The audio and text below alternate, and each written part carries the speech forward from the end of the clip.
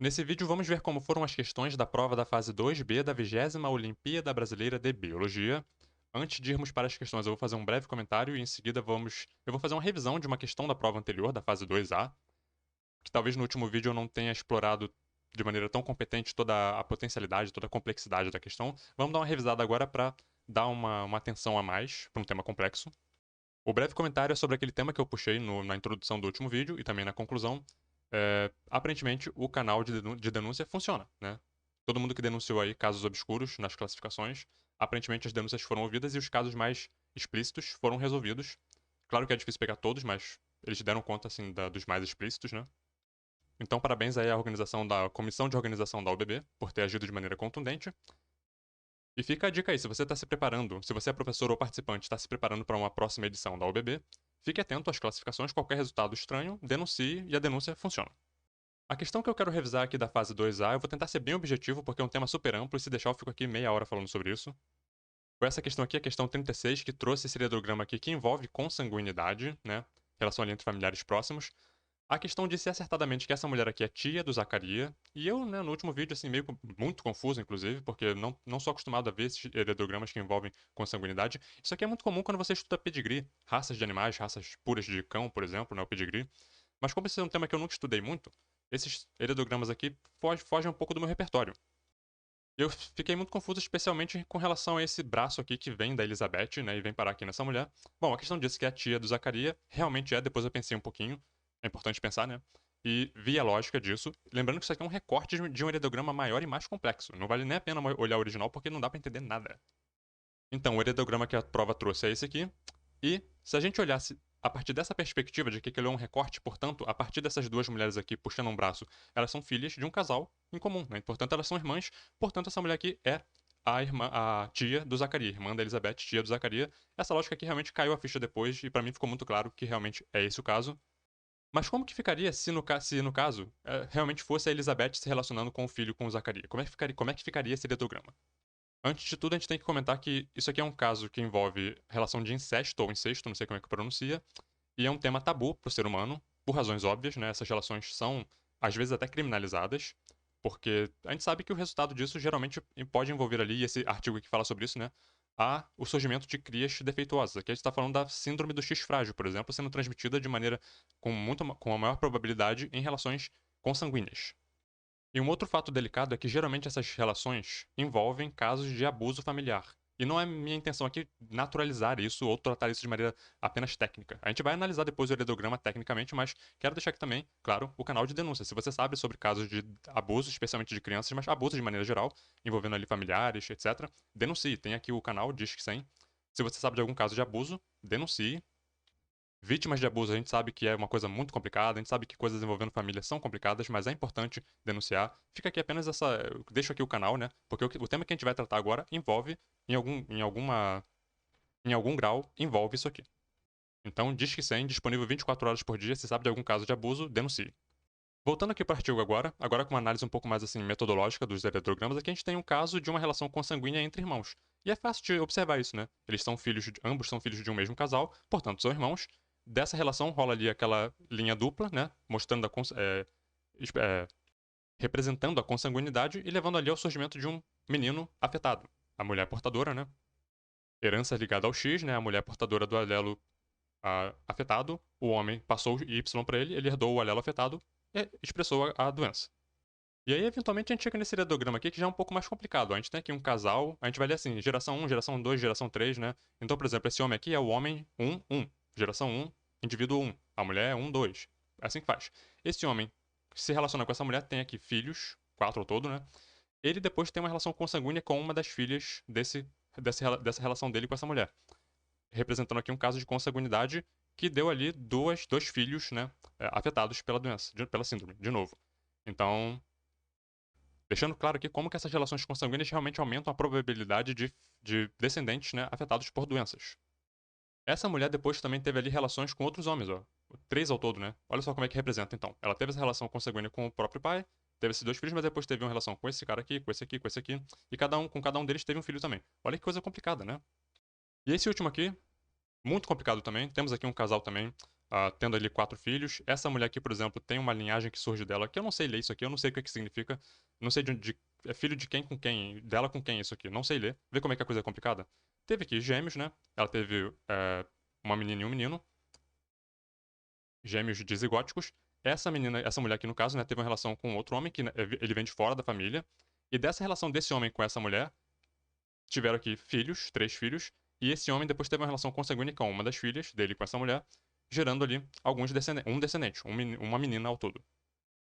Depois essa mulher também teve outros 2 relacionamentos, gerando ali filhos, só pra mostrar assim como que esses heterogramas são complexos e é assim que no caso você representaria uma relação consanguínea de pai com filho e relações laterais também que podem surgir aqui. Interessantíssimo, mas vê como é que é complicado, né?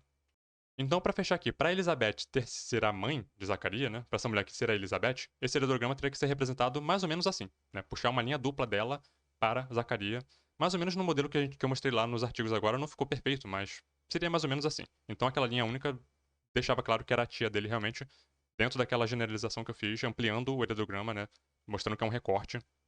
Então, agora sim, vamos começar as questões da prova da fase 2B, começando pela questão número 1, um gráfico aqui com a taxa metabólica basal de diversos organismos em função da massa corporal desses animais. Então a gente tem aqui esse gráfico, né? A taxa metabólica basal aqui no eixo vertical, a massa corporal no eixo horizontal, e temos aqui mussaranho, camundongo, temos esquilos, ratos. Repara que rola um aumento, né, do tamanho do animal. Temos aqui gato, cão, ovelha, humano, cavalo e por fim ali o elefante. A gente nota que tem aqui uma tendência, né? E que aparentemente representa aqui uma relação diretamente proporcional, uma vez que a gente vê que conforme aumenta a taxa metabólica basal, aumenta também a massa corporal. Né? Então, assim, existe essa relação proporcional. E diretamente proporcional. Conforme aumenta uma, aumenta a outra também. Gráfico tirado do Campbell, vamos dar uma olhada lá depois. Eu vou pegar aqui as alternativas e geralmente eu vou focar nas falsas, tá? Mas quando eu vir que tem alguma que seja interessante, a gente vê. Por exemplo, um falou que o coeficiente de determinação, r ao quadrado, apresentado se aproxima de zero, o que corresponderia ali com o que ocorre, né, quando duas grandezas são diretamente proporcionais. Na verdade, aqui você esperaria que esse R fosse igual a 1, não a 0, né? Isso aqui indicaria baixa ou nenhuma, na verdade, correlação entre esses dados que foram colocados ali. Então aqui seria 1 e não 0. A 2 falou que o elefante apresenta maior metabolismo quando a taxa metabólica basal é padronizada por unidade de massa corporal. A gente vai ver, vou discutir depois por que está errado. A 4 falou que um valor de P abaixo de 95% é um teste de hipóteses. Em um teste de hipóteses, indicaria significância estatística. Se você colocou 5%, né, de significância, abaixo de 95% não indicaria que estaria dentro ali do valor de significância que você estabeleceu para sua pesquisa. 94, 93, 92, 91, enfim, não indicaria significância estatística. Se você estabelecesse 1%, por exemplo, você precisaria de qualquer número abaixo de 99, não indicaria, não estaria dentro, né, não seria considerado um dado estatisticamente significativo.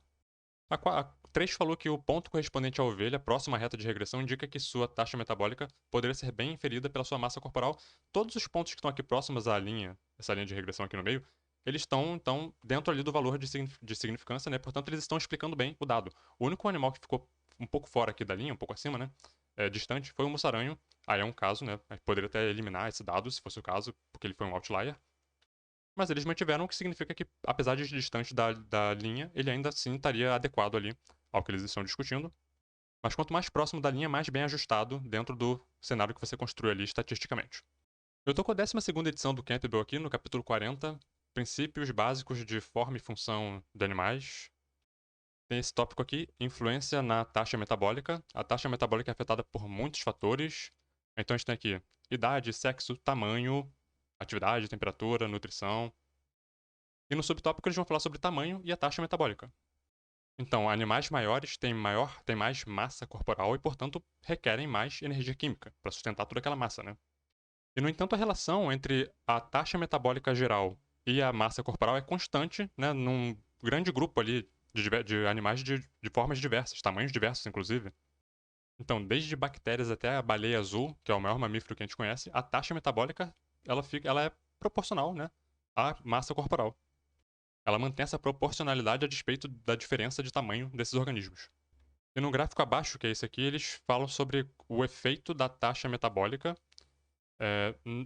no consumo de energia. E eles fazem aqui algumas ponderações sobre isso. Aqui eles dizem que a energia necessária para manter cada grama de massa corporal é inversamente relacionada ao tamanho do corpo. Então eles falam que cada grama de rato por exemplo, requer 20 vezes mais tantas calorias, né? 20 vezes o número de calorias para você manter uma grama de um elefante. Um grama de um elefante. Mesmo considerando que um elefante, por ser muito maior, ele usa muito mais calorias relativamente um ao outro, né, do que o rato. Então, animais menores eles têm uma maior taxa metabólica por grama de corpo, mas animais maiores, por terem corpos maiores, usam mais calorias proporcionalmente. Então, é uma relação de proporção aqui, né? Isso explica por que a 2 está errada, né? Quando você padroniza por unidade de massa corporal, os animais menores vão ter taxas metabólicas maiores, portanto, quem teria seria, na verdade, esses animais que estão aqui embaixo, provavelmente camundongo europeu, enfim, o próprio mussaranho, né? 2 falou sobre um projeto de biotecnologia, pesquisando ali suplemento de lactase para pessoas com intolerância à lactose. Para isso, eles estão inserindo um gene de lactase com 4.500 pares de base em um plasmídio bacteriano de 3.000 pares de base. Isso aqui é super importante. E para isso, eles usaram a enzima de restrição EcoR1, que reconhece a sequência palindrômica GAATTC. Ela corta entre as bases GA, formando uma ponta solta com o resto AATTC. Então eles tinham 4 plasmídios disponíveis no laboratório e queriam saber qual deles seria o mais adequado para esse processo. Então tem aqui os segmentos A, B, C, D, cada um deles é um plasmídio, né? A gente consegue reconhecer logo de cara assim, as sequências, né? GA, TTC, GA, TTC, né? É bem óbvio, assim, é bem fácil de identificar onde é que ela está. E sabendo onde é que ele faz a clivagem, né? Que é entre o G e o A pessoa já teria aqui em mente como fazer esse recorte. Repara que todos os plasmídios tinham 14 pares de base, né? Eu fiz isso aqui, na verdade, não tinha muita relevância para a questão, não. É mais para a pessoa realmente visualizar, né, onde é que era feito o corte. Em cada um deles gerava 2 pontas, né? Para cada um dos lados iria tantas bases. E outra coisa importante é que o B não tinha a sequência, então ele não poderia ser utilizado, né? Depois que eles cortaram o plasmídio, inseriram o gene, eles pegaram essas amostras e passaram ali para fazer uma eletroforese em gel de agarose, e esse aqui é o resultado. Aqui era importante a pessoa ter em mente aqueles tamanhos que colocou lá em cima no texto, né? Porque aqui a pessoa consegue visualizar onde está cada um dos componentes, o plasmídio e o gene, e o plasmídio mais o gene. Então aqui está a eletroforese, aqui nós temos o nosso referencial, né? O tamanho de pares de base, e basicamente o que a gente teria aqui embaixo, né? A gente teria o plasmídio com 3.000 pares de base, óbvio, abaixo do 4.000, né? Logo acima, com 4.500, entre o 4 e o 5, a gente teria o gene. Então aqui está o plasmídio, aqui está o gene. E aqui entre o 7 e o 8, com 7.500 pares de base, nós temos o conjunto gene mais plasmídio. As bandas estariam nessa altura aqui. Então, quando a gente compara com o resultado, a gente nota que todo mundo que está aqui tem o gene mais o plasmídio. Quem está aqui tem apenas o gene, quem está aqui tem apenas o plasmídio. E a gente repara que algumas amostras, por exemplo, a 2, ela tem o gene e o plasmídio separadamente, né? A 3 é bem louca porque ela tá meio apagada, nem entendi porque que eles colocaram em cor diferente, mas ela tem ali a amostra, nessa amostra tem o gene mais o plasmídio, a montagem, né? E tem também as partes individuais. E a amostra 4 tem apenas o gene, o gene. E o que aconteceu com o plasmídio na amostra 4? Sei lá, qualquer coisa que possa ter levado ele a se desintegrar e sumir, foi o que aconteceu. Então aqui teria as alternativas, né? A 1 disse que a sequência correta para clivagem por EcoR1 está presente no segmento D, a gente viu que sim, né? A gente viu que tanto a quanto a C quanto a D tinham a sequência para clivagem, a B era a única que não tinha. A 2 falou que a presença de uma banda única de 7.500 pares de base indica que o plasmídio foi corretamente montado, como a gente viu lá, né? Isso aqui indica que tanto o plasmídio quanto o gene estão aqui nessa faixa aqui por conta do número de pares de base. Aqui, a amostra 1 tem aqui, né, essa banda única, aqui entre 7 e 8, que é onde está justamente o gene mais o plasmídio, com 7.500 pares de base. A 3 falou o óbvio e a 4 falou o seguinte: a banda 2, mostrando 2 fragmentos distintos, sugere que o plasmídio e o gene da lactase existem separadamente, indicando um possível erro no processo de ligação ou uma amostra de controle negativo. Eles consideraram falso. Esse caso aqui, né, da amostra 2, onde a gente tem aqui o gene e o plasmídio separadamente. Portanto, não houve ali a montagem. E a razão deles considerarem falso é porque isso não necessariamente significa um erro no processo. Interessante, ok, é a lógica deles, né? Mas enfim. Essa prova aqui teve muitos casos de gráficos, tabelas, cuja fonte era a comissão organizadora da Olimpíada, né? Isso aqui é legal, né? Porque mostra ali uma originalidade, mas também coloca a gente numa situação onde às vezes a gente não consegue discutir determinado resultado porque a gente não tem um referencial externo. Aqui no caso a gente tem um resultado empírico que tem ali uma tabela e é isso, né? O resultado deles foi o que eles construíram de lógica e a gente tem que seguir a lógica deles. Não tem um referencial externo muitas das vezes pra gente se agarrar e dizer, olha, não está certo por causa disso ou está certo por causa disso. Isso vai ser o caso para muitas questões, eu não vou ficar repetindo isso toda hora, mas é um dos riscos que a gente tem quando eles colocam questões originais assim, né, com dados originais. Acho legal pela originalidade, mas coloca a gente nessa sinuca de muitas das vezes não ter algo para se agarrar para discutir a questão. Porque quando a 4 diz indica um possível erro no processo, ela não bateu o martelo e disse isso foi um erro. Ele disse um possível erro pode ter sido um erro, certo? E a lógica deles é que não necessariamente indica um erro. Mas a questão não disse que foi um erro, ela disse que poderia ter sido um erro. E quando eles dizem que não necessariamente foi um erro, eles estão dizendo praticamente a mesma coisa, entendeu? Por isso que eu não entendi muito bem. Mas enfim, a gente tem que seguir o gabarito porque, né, é a lógica deles. Questão 3, sutilmente lembrando a gente que a Olimpíada Internacional de Biologia esse ano será no Cazaquistão. Talvez algumas pessoas que vão pra lá estejam assistindo esse vídeo. Legal, né? Se for o caso, boa sorte aí. Cazaquistão sendo ali um grande exportador de trigo, tanto o grão quanto a farinha de trigo, né? O trigo pertence à família Poaceae, a família de outras gramíneas, como por exemplo cana-de-açúcar, milho, enfim, não vou lembrar agora de muitas, mas gramíneas que têm metabolismo C4, adaptadas a altas temperaturas, mas o trigo ele tem metabolismo C3, adaptado ali a ambientes temperados. Então o Cazaquistão está preocupado como que as mudanças ambientais, a gente está pensando aqui em aquecimento global, né? Uma planta que está adaptada ali a ambientes temperados, pensando num sistema de aquecimento, como é que isso pode afetar o metabolismo dessa planta e a produtividade no final das contas, né? Então a gente tem aqui um biólogo avaliando duas variedades de trigo recém-desenvolvidas. Ele analisou ali o consumo de oxigênio das mudas com 2 dias, né, a partir da germinação, em diferentes temperaturas. Então, consumo de oxigênio por temperatura. Gerou-se esse gráfico aqui, consumo de oxigênio por tempo, né? Em diferentes temperaturas. Então a gente tem aqui a variedade A 7 graus Celsius e a mesma variedade A 17 graus Celsius, a mesma coisa para a variedade B, 7 graus e 17 graus. Eu fiz um slide aqui para ficar mais fácil de visualizar. Aqui a variedade B a 17 graus e a mesma variedade a 7 graus, depois a 17 e a mesma A 7 graus. Repara que a 17 graus, ambas tiveram ali um maior consumo de oxigênio, né, por unidade de tempo, com temperatura mais alta. Isso aqui é um dado importante para o estudo que ele estava fazendo ali. Outro dado é que a variedade B, em ambas as temperaturas, consumiu mais oxigênio, aqui a gente está pensando em metabolismo, né? Consumiu mais oxigênio do que a variedade A em ambas as temperaturas também. Isso aqui é um outro dado também interessante. Será que isso aqui poderia indicar que a variedade B tem uma maior adaptabilidade a essa flutuação de temperaturas, de aquecimento? É uma interpretação possível, né? Então foram feitas afirmações. A afirmação 1 disse que tanto para A quanto para B houve maior consumo de oxigênio sob condições de menor temperatura, que como a gente viu no gráfico foi ao contrário, foi maior temperatura, teve maior consumo de oxigênio tanto para uma quanto para outra. A 2 eu larguei de mão, quando eu vi que ia ter que calcular, eu falei, não vou calcular isso. Depois quando eu fui ver, o cálculo era extremamente simples, fiquei até arrependido. Mas enfim, envolvi um cálculozinho aqui, ele queria saber tanto a variedade, né? Na verdade, para a variedade A 7 graus e a 17, possuem taxas de consumo de oxigênio de 0,0062 ml por minuto e 0,04 ml por minuto, respectivamente. O propósito dessa alternativa é eliminar os mais fracos de espírito mesmo. Eu larguei de mão logo de cara, eu não quero saber de calcular nada, eu tô com preguiça. Mas olha só como é que era simples. Eles pegaram o consumo de oxigênio em mililitros por tempo e fizeram ali a 7 graus. A gente nota aqui que essa linha vermelha aqui de baixo, a variedade A, teve ali um consumo, né, por volta ali de entre o 0 e o 1, portanto meio, né, em 80 minutos, que é o eixo horizontal aqui. Então eles dividiram 0,5 por 80, deu 0,0062 ml por minuto. Um cálculo super simples, né? E aqui na variedade a 17 graus, de novo a gente tem ali 3,2 mais ou menos, né? Cada pontinho desse aqui era 0,2, né? Era só a pessoa olhar com atenção ali. 80 minutos também, dividiu 3,2 por 80, deu 0,04, portanto estava correto o que estava sendo afirmado lá. É só para eliminar o povo que não gosta de matemática mesmo. A 3 falou que em 7 graus, mais frio, né, garante menos fotorrespiração nessas plantas, uma gramínea C3, como a gente viu, né? Então sim, mais frio, menos fotorrespiração. Quanto maior a temperatura, mais fotorrespiração. E então surgem aquelas adaptações em algumas plantas, né, do meio da C4, para lidar com esse tipo de problema. E a 4 é conceitual. A fotorrespiração envolve reações que ocorrem nos cloroplastos, peroxissomos e retículo endoplasmático liso. Quando eu li aqui, eu fiquei pensando assim, cadê a mitocôndria, né? Figura que eu roubei lá do Khan Academy. Temos aqui os compartimentos onde ocorrem processos da fotorrespiração: cloroplasto, peroxissomos e a mitocôndria, né? Então, assim, é importante memorizar isso aqui, entender a lógica, claro, mas saber que é multicompartimental, eu não sei se isso é uma palavra, envolve diversos compartimentos e um deles é a mitocôndria.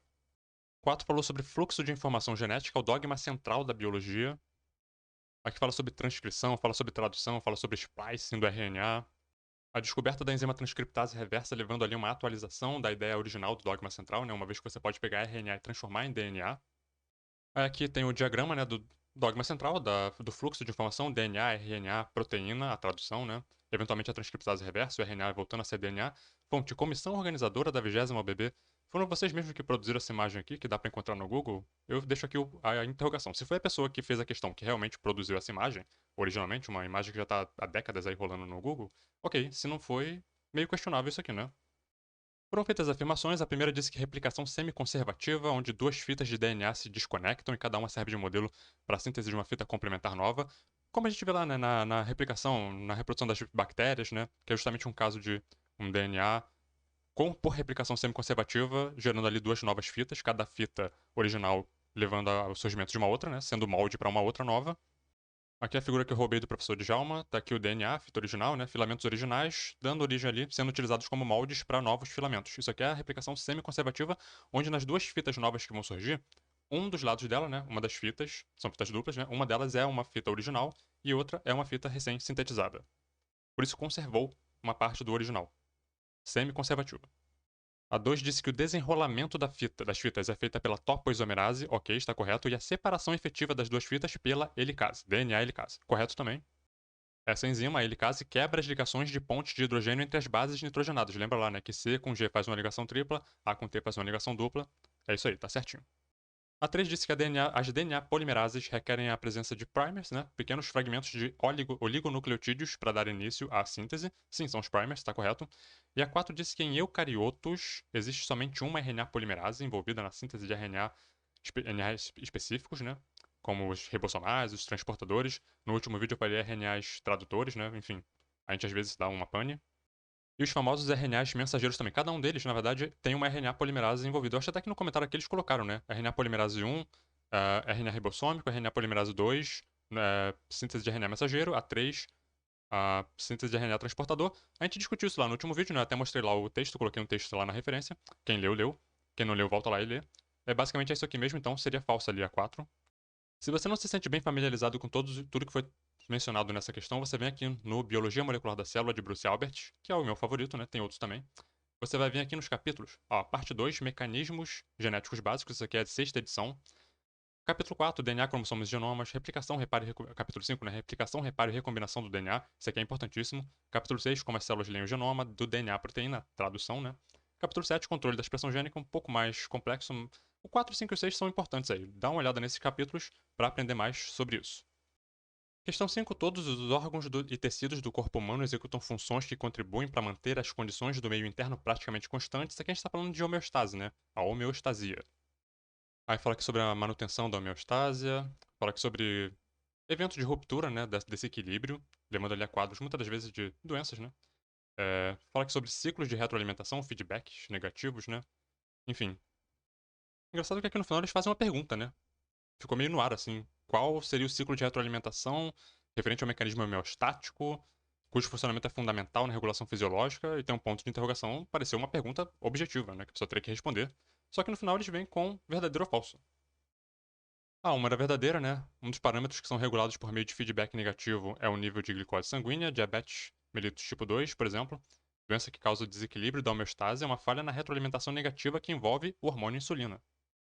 E esse desequilíbrio dos níveis de glicose sanguínea é um fator ali de quebra, de ruptura daquela homeostase, daquele equilíbrio perfeito, né, da saúde. A 2 trouxe aqui insulina e glucagon e disse que a insulina é produzida pelas células alfa-pancreáticas. Não, elas são a insulina é produzida pelas células beta-pancreáticas, o glucagon sim pelas alfa-pancreáticas. A 4 foi a mesma coisa, falou que o glucagon é produzido pelas células beta, não, pelas alfa, né? Então assim, as duas dialogaram. A 3 também é verdadeira, né? A insulina faz com que a glicose pós-prandial, pós-refeição, seja convertida em glicogênio no fígado. O processo retira a glicose excessiva do sangue, levando a uma diminuição da glicemia e redução da secreção de insulina. Aqui que está o feedback negativo. Questão 6 falando sobre fatores de virulência ali em micro-organismos patogênicos, né? Fatores de virulência contribuem na patogenicidade, na capacidade de causar doença em um hospedeiro, influenciando na gravidade de uma doença.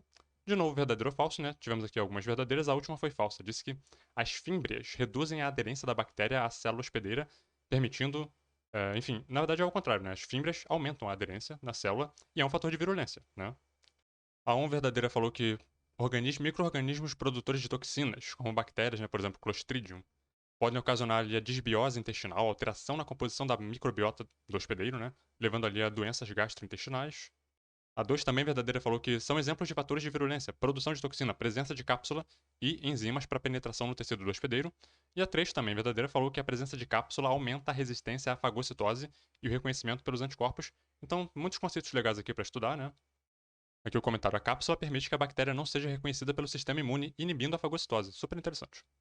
Agora, eu não vou deixar de passar o comando, né? Considerando o texto e a imagem correspondente, e não tinha nenhuma imagem correspondente, então, assim, um errinho aqui de revisão, né? Faltou revisão, talvez. Às vezes quem fez a questão colocou uma imagem que na hora da impressão não ficou uma qualidade tão boa, aí eles tiraram a imagem, só que não mudaram o comando. Tem que prestar atenção nisso aqui. Questão 7 falou sobre coloração de Gram, que é uma técnica que, se você for fazer algum curso aí que envolva ciências biológicas em algum nível, até curso de meio ambiente, se houver um laboratório na sua instituição, você vai fazer, provavelmente, a técnica de coloração de Gram. Você vai fazer um esfregaço de bactérias, às vezes tirado da própria boca da pessoa, esfrega isso numa placa de Petri, faz ali um tratamento com corantes, né? E ali vão surgir ali pontinhos com duas cores, né? Um mais violeta, o outro mais rosado. E ali você tem bactérias gram positivas e gram negativas. E basicamente essa técnica só te diz isso, né? Ela só te diz uma bactéria que reteve ali o corante e outra que não reteve, né? Tem bactérias que não retêm corante de maneira nenhuma. Então, algumas bactérias não vão surgir, não vão aparecer ali no seu resultado. Essa técnica aqui ela é bem limitada nesse sentido. Ela só te diz se é gram positiva ou gram negativa, mas te dizendo muito pouco sobre a bactéria propriamente dita. E geralmente, via de regra, as bactérias gram-positivas, né, que retêm o corante, têm ali uma parede espessa de peptídeo glicano, mas como tudo em biologia tem ali suas exceções, a gente sempre tem que ficar com muito cuidado com isso aqui. Mas via de regra, sim, as bactérias gram-positivas têm uma parede espessa de peptídeo glicano, e as gram-negativas têm ali a parede mais fina de peptídeo glicano e uma camada externa de lipopolissacarídeos. E aí, quando você fizer a coloração de grã, você vai ver isso aqui, lá na placa, né? As bactérias mais violetas, né, meio azuis, vamos colocar azul, só porque é uma cor, são as positivas, e as rosadas das gram-negativas. Tem um monte de bactéria aqui que não apareceu de repente porque não tinha ali componente suficiente para reter esse corante. É possível que isso aconteça. E a 1 já tiveram as afirmações, né, para você fazer verdadeiro ou falso, e a 1 já começa provocando aqui. Todas as bactérias, toda vez que coloca todos em biologia, a gente tem que tomar cuidado. Existem casos em que todos se aplica, mas sempre tem uma exceção, né? Enfim, todas as bactérias gram-positivas têm uma camada de peptídeo glicano mais espessa em comparação com bactérias gram-negativas. Eles colocaram aqui como sendo falso. A afirmação deles é: embora bactérias gram-positivas geralmente tenham uma camada de peptídeo glicano mais espessa que as gram-negativas, isso não é uma regra absoluta. Poucas coisas em biologia são uma regra absoluta. Existem exceções, como bactérias gram-negativas com paredes espessas de peptídeo glicano. Isso aqui, vírgula, terminou com uma vírgula. Eu acho que isso aqui merecia aqui uma citação de alguma referência de literatura, porque são casos tão específicos, quase folclóricos, né, que eu acho que merecia aqui uma referência. Para começar, vamos falar brevemente aqui sobre bactérias atípicas. Bactérias que não, quando submetidas ao corante, elas não fixam nenhuma das cores. Portanto, elas são bactérias tidas como atípicas. Não retêm a cor do corante. Portanto, elas ficam invisíveis naquele resultado da coloração de Gram. Então, ali, clamidiácea, clamídia, né? Legionella, mycoplasmatácea, Spirochetas rickettsiacea também são consideradas, às vezes, atípicas. Aqui eles falam sobre a relação da espessura da parede de peptídeo glicano com o resultado da coloração de Gram, que, de novo, não diz nada sobre a fisiologia da bactéria, só fala sobre a capacidade dela de reter ou não coloração, geralmente, via de regra, por conta da espessura da parede de peptídeo glicano. E falando aqui sobre as bactérias de Gram negativas, as rosadinhas, né, tem um parágrafo aqui que eu quero ler, só para ilustrar a complexidade, né, dessas classificações. Algumas bactérias, por exemplo, Deinococcus, elas ficam curadas, né, gram-positivas, pela presença de uma parede espessa de peptídeo glicano, mas elas também possuem uma membrana externa, assim como lá no formato lá das gram-negativas, né, aquela membrana externa de lipopolissacarídeos. Então elas estão meio que posicionadas numa posição intermediária ali, quase que numa posição de transição, né, de um modelo ali monoderme, gram-positivo, e diderme, que é gram-negativa. As didérmicas podem ainda ser classificadas em aquelas que contêm um lipopolissacarídeo, né, na membrana externa, e aquelas que não contêm. Então essa coisa, né, complicada. Isso aqui não é minha praia, não. Eu tô aqui lendo algumas coisas só para mostrar como que a coisa é complicada, né, complexa, biologia. A 2 falsa falou que a topoisomerase é responsável por conectar fitas de DNA recém-sintetizadas. Isso é papel da ligase. Como a gente viu lá em cima, a topoisomerase ela desenrola, né, o DNA. 3 verdadeira: durante a replicação do DNA bacteriano, a DNA polimerase 3 é capaz de corrigir erros no pareamento de bases por meio de atividade exonucleolítica. Bom, verdadeiro, né? 4F, falso. A conjugação bacteriana é um tipo de reprodução assexuada. Isso aqui é interessante, né? Porque tecnicamente não, certo? Uma bactéria transfere um pouco do material genético dela para outra e não diz nada sobre reprodução aqui. É apenas uma troca de material genético, portanto aqui ficou falso. E se fosse uma forma de reprodução, ela estaria mais próxima da sexuada do que da assexuada. Questão 8 trouxe aqui um caso super famoso, né? O que aconteceu lá no Planalto de Kaibab, no Parque Nacional do Grand Canyon, nos Estados Unidos. Em algum momento lá, proibiu-se a caça de veados mula, mas foi estimulada a caça dos predadores desse veado, que são, por exemplo, pumas, lobos e coiotes carnívoros, né? Então você teve ali um desequilíbrio, né? Você começou a ter um aumento muito vertiginoso, inclusive, do número de veados, e os predadores foram diminuindo. Isso teve ali impactos ecológicos naquele local. Aí tem aqui esse gráfico também bem famoso. Isso aqui já foi até questão de Enem, se eu não me engano. Não vou lembrar agora exatamente o ano, mas tenho a impressão de que já teve. Até na UBB, talvez, mas enfim. A partir do momento que a proibição da caça dos veados e a eliminação dos predadores, olha como é que a curva aumenta, né, vertiginosamente, até atingir ali um topo, um ápice, onde ocorre a queda da população de veados também de forma vertiginosa. Por quê? Porque o ambiente já não tinha mais capacidade de sustentar essa população numerosa de veados. Tem essa linha pontilhada aqui ilustrando como é que seria se de repente os predadores tivessem continuado ali no ambiente, né? A gente teria aquela curva típica de presa e predador, né? Onde um aumenta, outro diminui, o outro diminui, o outro aumenta. Mas como teve a eliminação dos predadores, teve esse aumento vertiginoso, depois esse colapso vertiginoso também. Os recursos do ambiente foram exauridos. Já não tinha mais planta para esses veados comerem, provavelmente, né? Diversas doenças ali começaram a se proliferar. Esse caso é bem famoso, você encontra ele em diversos livros didáticos, diversos sites aí falam sobre ele. O Amabese Marto, né? Tem aqui esse capítulo sobre comunidades biológicas, relações interespecíficas.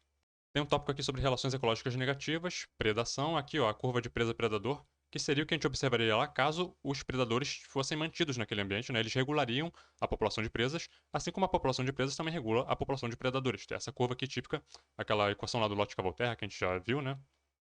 Como os predadores foram eliminados, a gente viu então esse aumento exponencial onde os recursos do ambiente foram exauridos, a capacidade de suporte do ambiente chegou ao limite, né? E a população começou ali a definhar, até saindo de 100 mil, chegando até 10 mil indivíduos. Uma coisa que eu nunca tinha olhado é que esses dados são de um artigo desse tal de Leopoldo aqui, de 1953. Aí eu fui dar uma olhada. Se tiver algum professor aí assistindo e quer preparar de repente uma aula com uma citação direta, né? Tá aqui, ó, esse artigo aqui, Irrupções de Veados, dessa equipe aqui. E aqui ele fala sobre vários casos, né? E um deles é aquele lá que a gente viu lá na prova.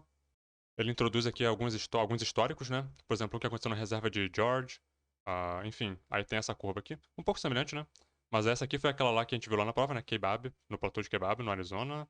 Aquela curva, né? Exatamente, o gráfico. E aqui ele menciona um pouco, assim, alguns casos de negligência, né? Dos operadores, dos gestores daquela região lá, que receberam ali alguns avisos, né? De que alguma coisa errada estava acontecendo e não fizeram nada. Na página 7 eles falam um pouco sobre características comuns em todos esses eventos que aconteceram. Tem coisas assim, em comum, né, que daria para ajudar de repente a fazer uma previsão para algum evento futuro, né, para reconhecer. Legal é que aqui eles mencionam que conforme a população de veados vai aumentando, né, existe ali uma pressão seletiva nas plantas daquela região, porque tem, segundo eles, plantas palatáveis, que são gostosas, e as plantas não palatáveis, e conforme os veados vão comendo as plantas palatáveis, vai sobrando espaço para as não palatáveis que vão se disseminando pelo ambiente. Portanto, as plantas não palatáveis tiveram ali uma vantagem competitiva. Também mudança na configuração ali de árvores e arbustos, né, que ficavam na altura em que os veados conseguiam alcançar ou não. Acho que os veados não conseguiam alcançar, tinham ali alguma vantagem também. Aí tem uns rabiscos aqui, depois para quem quiser dar uma olhada com mais atenção. E aqui na página 13 tem também uma coisa interessante, eles falam a sequência de um evento desse de irrupção de veados. Então, por exemplo, o primeiro estágio, setting the stage, que é tipo assim, preparando o terreno, né? Como se fosse assim, a preparação para que o problema começasse. No caso ali, a gente poderia pensar na retirada ali dos predadores, né? Aí tem o segundo estágio, onde tudo parece ainda normal, né? Tá vendo que tá tendo um aumento ali no número de veados, eles estão geralmente ocupando ali campos de plantas palatáveis, mas aparentemente normal. Aí tem o estágio 3, que é o estágio um pouco mais avançado. E nesse estágio aqui, porque tá começando a faltar alimento às plantas palatáveis, né? Eles estão começando a comer as plantas não palatáveis, que fazem mal para eles, especialmente para os filhotes, né? Estágio 4, geralmente ali, eventualmente chega a ser o pico, que é aquele pico onde a gente viu, e depois no estágio 5 começa ali a queda. Ali eles já estão famintos, já não tem mais comida, né? Já não tem mais território suficiente para todos eles e começa realmente a ter a queda. Eventualmente lá um estágio 7 onde a coisa tenta voltar a um equilíbrio, mas de novo, né? O estrago já foi feito. Bom, voltando para a questão aqui, tiveram afirmações para botar verdadeiro ou falso, aonde disse que a proibição da caça de veados resultou em uma mudança na composição genética da população de veados, devido à pressão seletiva exercida pela competição por recursos escassos, como a gente viu no texto, isso é verdade. Aqui a gente pode pensar tanto no cenário de seleção natural, em algum nível, como também depois quando tem aquela queda, aquele declínio acentuado, a gente pode pensar também num caso ali de deriva genética, né, de bottleneck, onde a população sai de um número muito grande para um número muito pequeno de indivíduos. 2. A proibição da caça de veados desencadeou mudanças na interação planta-planta, como a gente viu lá no texto, tinha as plantas palatáveis, as não palatáveis, né? E teve ali a vantagem competitiva para as plantas não palatáveis a princípio. Enfim, a 3 disse que essa proibição também resultou numa mudança da distribuição da curva. A gente viu, né, que saiu daquela curva típica de presa-predador e foi para uma curva de crescimento logístico, onde a capacidade de suporte do ambiente teve ali um fator fundamental. A 4 falsa disse que as únicas populações que tiveram alterações na composição genética são veados, predadores e plantas das quais os veados se alimentavam. E como a gente viu no texto, né, as plantas não palatáveis, que não eram a princípio o alimento dos veados, também tiveram uma vantagem competitiva, portanto, também, obviamente, tiveram ali mudanças, né? Enfim, da composição genética de maneira geral. E não se limitando a isso, pensa também em outros herbívoros que de repente habitavam aquela região e que também se alimentavam das mesmas plantas que os veados se alimentavam. Eles também ficaram sem alimento. A gente pode pensar também em outro tipo de fauna, aves, insetos que de repente dependiam daquelas plantas para, enfim, para o seu dia a dia, também ficaram ali, né, enfim, comprometidos. Tiveram mudanças no solo, então assim, a gente pode pensar ali naquela fauna do subsolo, né, os anelídeos, né, formigas, enfim. Questão 9 de zoologia de invertebrados trouxe aqui 4 espécies, e a lógica da questão é: você tinha que olhar essa imagem aqui e identificar, por exemplo, o que é essa estrutura 1 e o que é essa estrutura 2. Eles colocaram aqui que isso aqui é um aracnídeo hipotético, né? A gente vê aqui fiandeiras, portanto, isso aqui, né, claramente uma aranha. Não vou elaborar muito, só vou mostrar a imagem que eles propuseram e mostrar a imagem original no livro para mostrar o que era a estrutura, e basicamente a apresentação da questão vai ser isso. Então, aqui na figura A estrutura 1 e a estrutura 2. Tô aqui com a terceira edição do Brusca, que eu sempre uso aqui nos vídeos. A gente vira aqui no capítulo 24, Artrópodes quelicerados. Tem essa figura 24:17 aqui, falando sobre tratos digestivos dos quelicerados, e aqui está, bonitona aqui. Então, ali naquelas estruturas que a questão pediu, temos aqui pulmão foliáceo, temos aqui a fenda pulmonar, né? E aqui desse lado nós temos aqui o espiráculo, que é ligado, que é a saída ali da traqueia. Então era pulmão foliáceo e espiráculo, que ele estava apontando, se eu não me engano. A figura B estava apontando para essa estrutura aqui do meio desse inseto hipotético, isso aqui claramente é uma barata. Se vamos falar de insetos, viemos aqui então para o capítulo 22, artrópodes, hexápodas. Anatomia interna, figura 22:27, né, de dois insetos comuns, barata e gafanhoto. Aqui essa estrutura aqui do meio, né, tem várias setas aqui, né, aqui para cima tinha um cordão, claramente sistema nervoso, né, cordão nervoso ventral. Aqui para baixo nós temos gânglio mesotorácico, gânglio metatoráxico. E aqui no meio, primeiro gânglio abdominal. Portanto, uma estrutura nervosa aqui, algum gânglio, né. Figura C também, um inseto hipotético, apontando aqui para essa estrutura aqui, que parece, sei lá, um ducto de uma glândula, não sei, né? Vamos ver lá o que é isso. Ainda sobre insetos, então estamos no mesmo capítulo. Temos aqui, então, isso aqui é um famoso túbulo de Malpighi. Eu ganhei consciência agora de que eu pronunciei esse nome errado provavelmente a minha vida inteira, Malpighi. Enfim, nunca é tarde para aprender. E aqui na figura D temos aqui esse corte transversal também de um artrópode hipotético, e a gente quer saber o que é essa estrutura 5 aqui, essa coisa, enfim. Para isso a gente vem aqui no capítulo 20, surgimento dos artrópodes. E aqui nós temos um corte transversal de um artrópode generalizado. Aquilo lá que ele estava apontando é isso aqui, a Hemocele. Com base nessas informações, vocês podem avaliar que a 1 e a 4 estavam corretas e a 2 e a 3 não estavam corretas. Enfim. Questão 10 envolvia ali conhecimentos prévios de PCR, reação de cadeia de polimerase. Eles colocam aqui, com base nessas informações, eu não sei se esse texto aqui dava para a pessoa recursos, subsídios suficientes para resolver a questão. Acho que era mais sobre seus conhecimentos prévios mesmo, se você estudou a técnica ou não, se você sabia a técnica ou não. Mas enfim. Então tiveram afirmações para verdadeiro ou falso. A 1 disse que para você fazer então ali a reação, né, a PCR envolve a utilização de nucleotídeos de DNA e de RNA. Para que nucleotídeo de RNA? Para fazer polimerização de DNA. O que é um nucleotídeo de RNA? É um oxirribonucleotídeo. E o que é do DNA? Um desoxirribonucleotídeo, certo? Você só vai precisar de nucleotídeos de DNA para fazer a reação de polimerase. A 2 está correta, então eu vou economizar a minha voz, eu não vou nem ler. A 3 disse que a reação de amplificação é catalisada pela DNA polimerase, a qual anela um pequeno fragmento de DNA de fita simples, o primer, né, a uma fita molde de DNA. Isso aqui está errado. Roubei essa imagem aqui de algum site, nem lembro de onde. Bom, temos aqui os ciclos da PCR, né? A gente tem aqui os recursos, né? Temos aqui o template, o primer, né? Os primers aqui embaixo. Temos aqui os nucleotídeos, os desoxirribonucleotídeos. Temos a polimerase, certo? E temos aqui a sequência alvo. Então, no primeiro ciclo, temos a desnaturação, o anelamento e a extensão. Repara que na desnaturação as fitas são separadas. No anelamento, quem é que está aqui? Os primers sendo anelados em cada uma das fitas. E apenas na terceira, que é a extensão, a polimerase vem aqui e faz então o que ela tem que fazer. Repara que a polimerase não participa da fase de anelamento. E a 4 disse que a visualização do resultado, né, você faz uma eletroforese, como a gente já viu, correto? Só que o tamanho do esse resultado te daria o tamanho do fragmento e a quantidade numérica exata do produto obtido, e aqui que não tá muito correto, né? Ele não te dá a quantidade numérica exata de nada, ele te dá no máximo assim, uma estimativa que você pode fazer ali com base, né, na lógica da replicação, mas a quantidade numérica exata, não.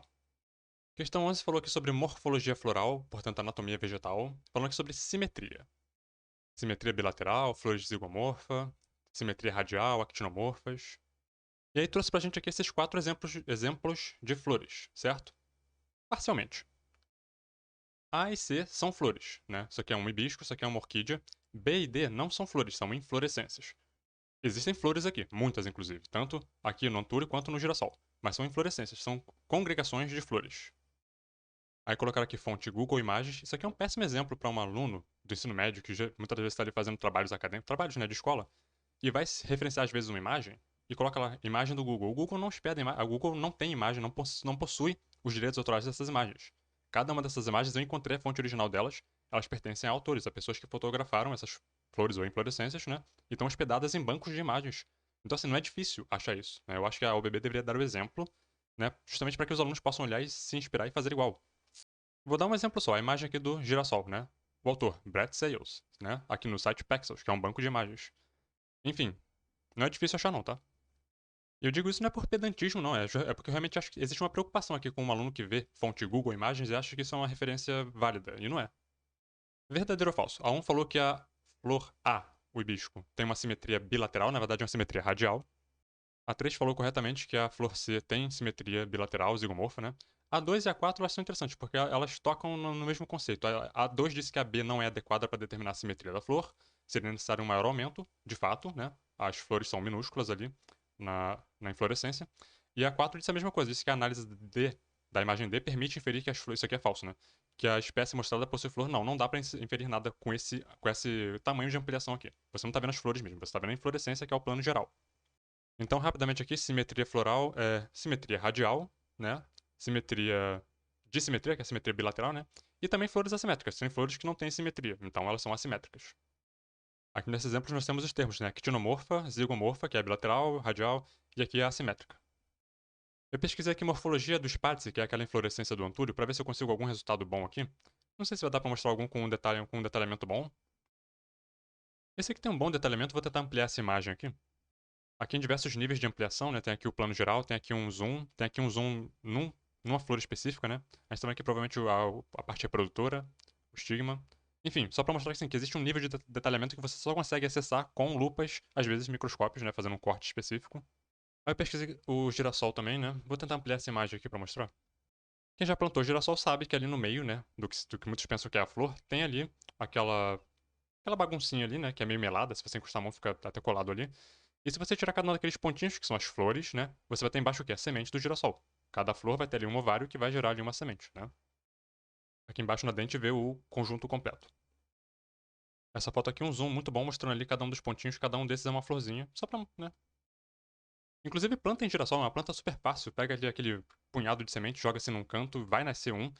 Ela é uma planta que requer alguns cuidados, né? Uma planta que fica muito grande às vezes, então tem que ter espaço. Mas é uma planta relativamente fácil de plantar e é bonita. Eu até esqueci que tinha separado essa figura aqui pra mostrar o esqueminha, né? Mostrando aqui o esquema. A ilustração é mais fácil de entender, porque na vida real é muito bagunçado, mas basicamente é isso aqui. Questão 12 trouxe aqui a análise do xilema de pinheiro e um IP amarelo. Pinheiro, uma gimnosperma, o IP amarelo, uma angiosperma. Ele preparou 4 lâminas para observar essas estruturas, só que depois embaralhou tudo e não sabia mais qual que era do IP e qual que era do pinheiro. Então agora a gente tem que descobrir. Repara que as imagens A, B e C pertencem a uma mesma fonte, enquanto que a imagem D, essa última aqui, pertence a uma outra fonte, o que já poderia indicar ali que A, B e C são de uma planta e D de outra. Você ainda teria que descobrir qual delas seria do IP e qual seria do pinheiro, mas pelo menos a pessoa já teria um indicativo ali. No final das contas aqui, A, B e C eram do IP, portanto de uma angiosperma, e a D, a última ali, do pinheiro, portanto de uma gimnosperma. Além disso, a A é a que tem a maior eficiência na condução de seiva xilemática. Enfim, tudo isso são detalhes. Basicamente, A, B e C são elementos de vaso, D é um traqueide. Elementos de vaso geralmente pertencem a quem? Às angiospermas, né? Grupos basais de angiospermas, monocotiledonas, podem ter traqueides, né? Mas via de regra, traqueides você vai encontrar em quem? nas gimnospermas, e grupos derivados de gimnospermas podem ter elementos de vaso. Tudo isso é muito complicado, biologia é isso, enfim.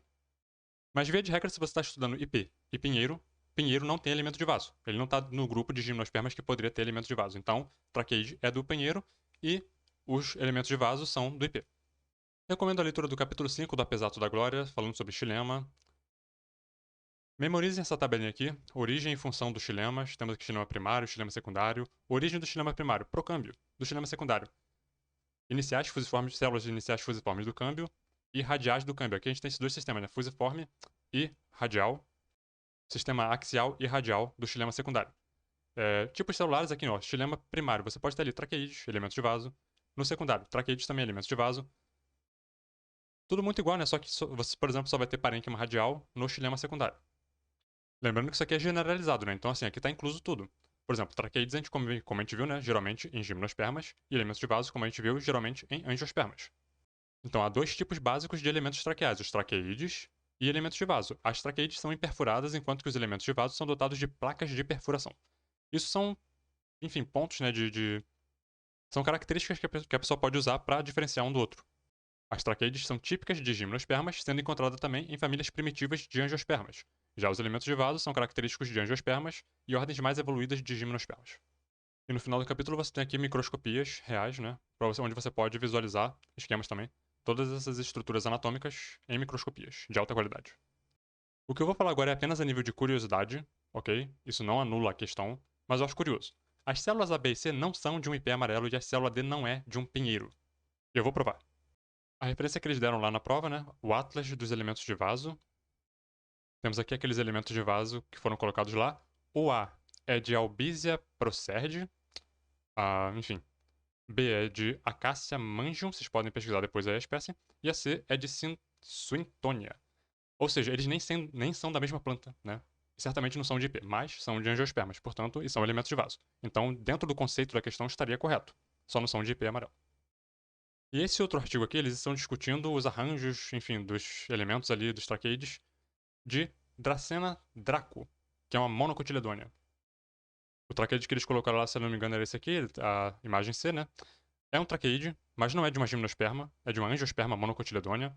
Enfim, conceitualmente a 2 está certa, porque A, B e C, por serem elementos, né, de vaso, só poderiam pertencer ao IP amarelo dentre as espécies que foram colocadas aqui na questão, né? E o D só poderia pertencer ao pinheiro, né? Então, assim, conceitualmente está correto. Só é interessante que eles tenham recorrido a imagens que não são dessas duas espécies, uma vez que eu acredito que não seja tão difícil, certamente não é impossível, conseguir imagens de microscopia real das estruturas dessas plantas aqui, literalmente, né? Enfim, a gente não entende porquê, mas ficou legal. De repente, porque a qualidade dessas imagens aqui era melhor, né? Pode ser o caso. Mas, de novo, conceitualmente está correto. Os elementos de vaso só poderiam pertencer ao IP amarelo e o traqueide só poderia pertencer ao pinheiro.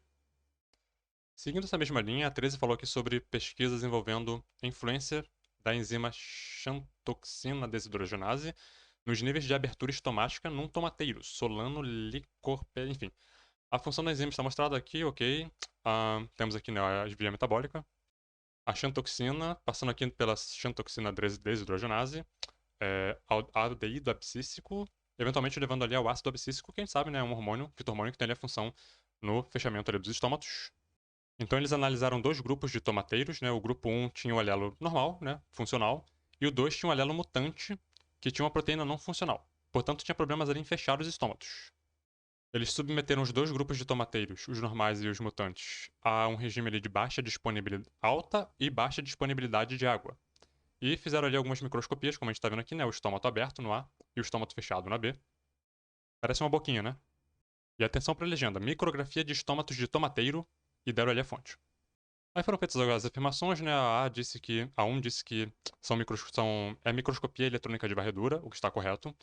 A B disse que os tomateiros do grupo 1 devem ter exibido majoritariamente estômatos na conformação B fechados, tanto sob alta quanto baixa disponibilidade de água. Em baixa disponibilidade eles tendem a fechar, né? Para evitar perder água por transpiração. O grupo 1, se eu me lembro bem, era o normal, era selvagem, portanto eles conseguiam fechar os estômatos se necessário. A 3 também está correta, porque os do grupo 2 não conseguem fechar os estômatos, portanto, tanto em alta quanto baixa disponibilidade hídrica, eles vão ficar com os estômatos abertos. E a 4 disse que os do grupo 2 vão ter uma taxa de transpiração muito mais elevada que o do grupo 1, só sob condições de baixa disponibilidade, porque ali os do grupo 1 vão fechar os estômatos, e eles não, porque eles são, né, têm a deficiência ali do ABA, do ácido abscíssico. Aqui está o artigo lá referenciado na questão, eles estão aqui estudando, né, adaptações aqui à seca na planta Zygophyllum xanthoxylum, e sim, eles mentiram pra você de novo, não é estômato de tomateiro. Tá aqui as imagens originais, essa aqui a gente viu lá, né, aberto e fechado, a planta, né, dessa que eles estão estudando aqui. De novo, só tô mostrando isso por curiosidade. Talvez tenha sido por conta da qualidade das imagens, não sei. Eu não acho que seja difícil conseguir imagens de estômatos. Talvez de tomateiro, sim. Então, assim, talvez eles tenham recorrido a alguma imagem que tivesse boa qualidade e colocar aqui que é de tomate, mas enfim. É curioso, né? E mais importante, não interfere em nada na resolução da questão. 14 de fisiologia, falando aqui sobre almoço e digestão. Afirmações para dizer verdadeiro ou falso. A 1 disse que o alface predominava o amido dos polissacarídeos, né? E no arroz predominava a celulose ao contrário, aqui ele inverteu, né? O alface é rico em celulose, no caso, e o arroz é puro amido.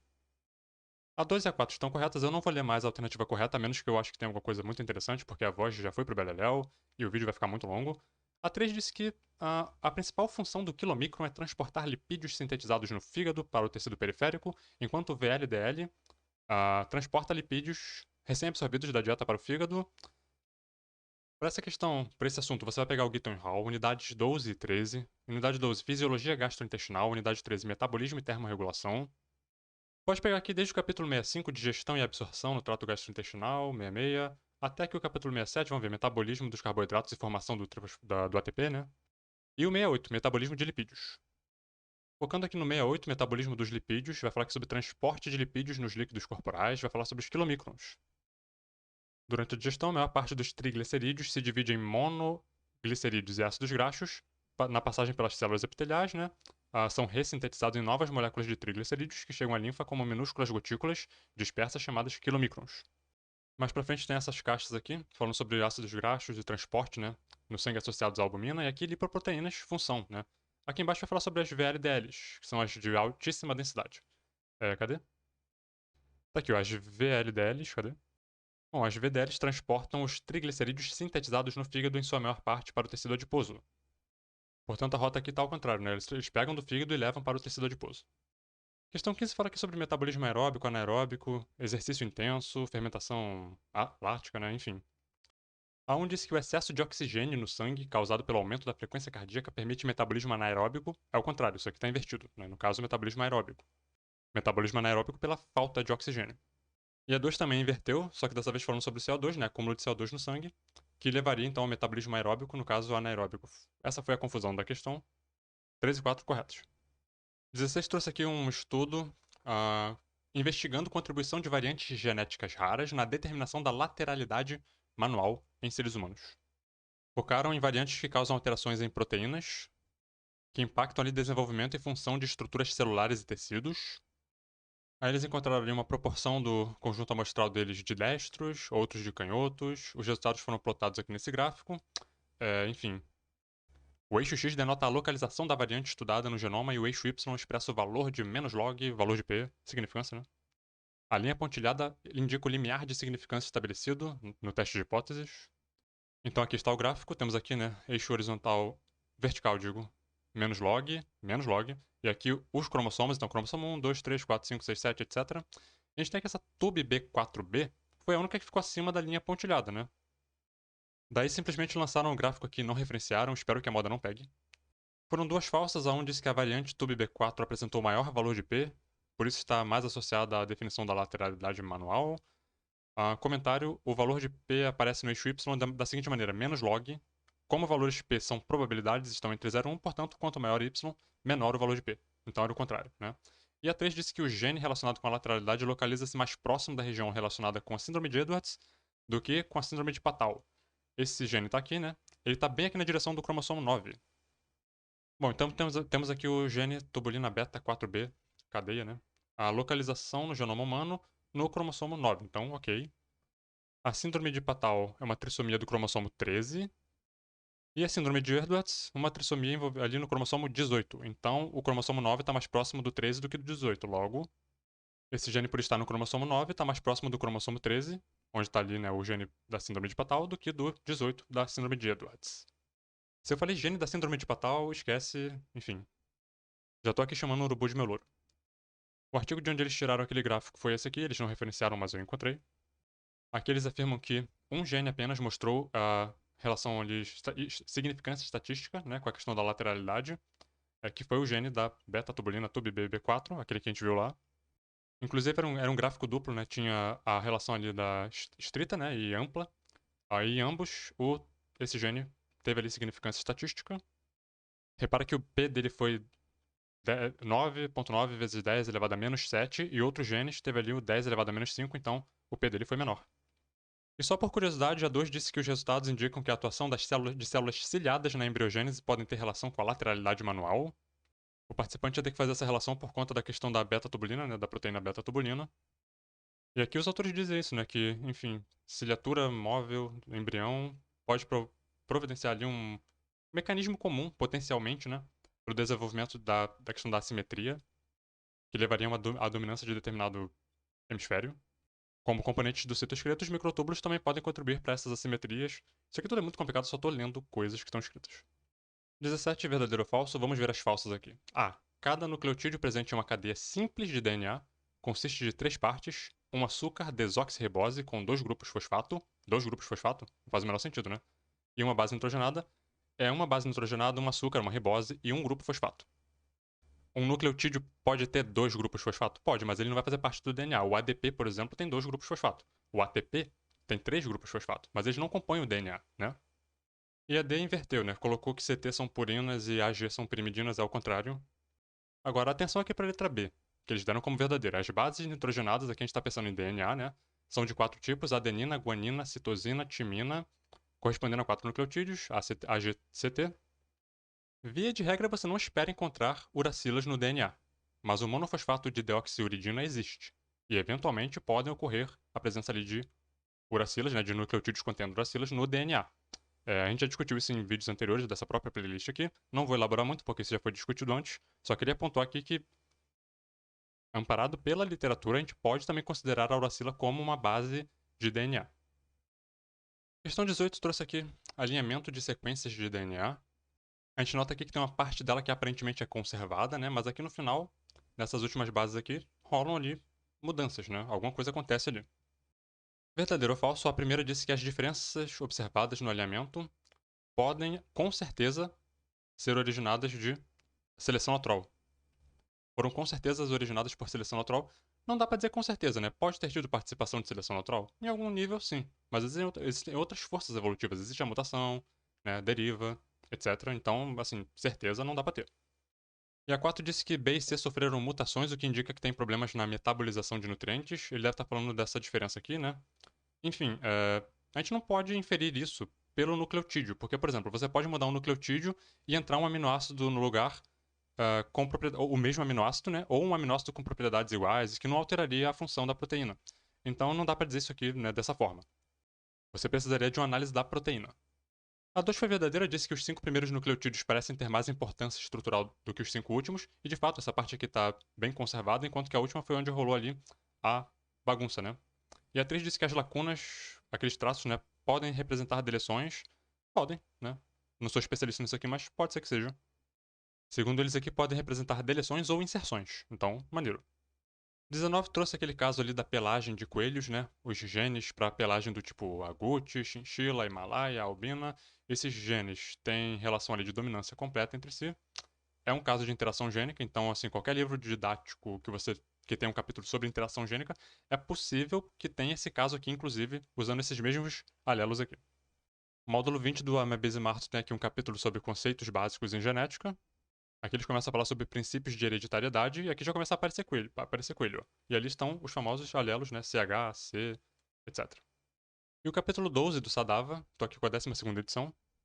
Quando vai falar de alelos múltiplos, ele já puxa ali o assunto, né, daqueles alelos que a gente viu lá, do C, CH, H, da pelagem dos coelhos.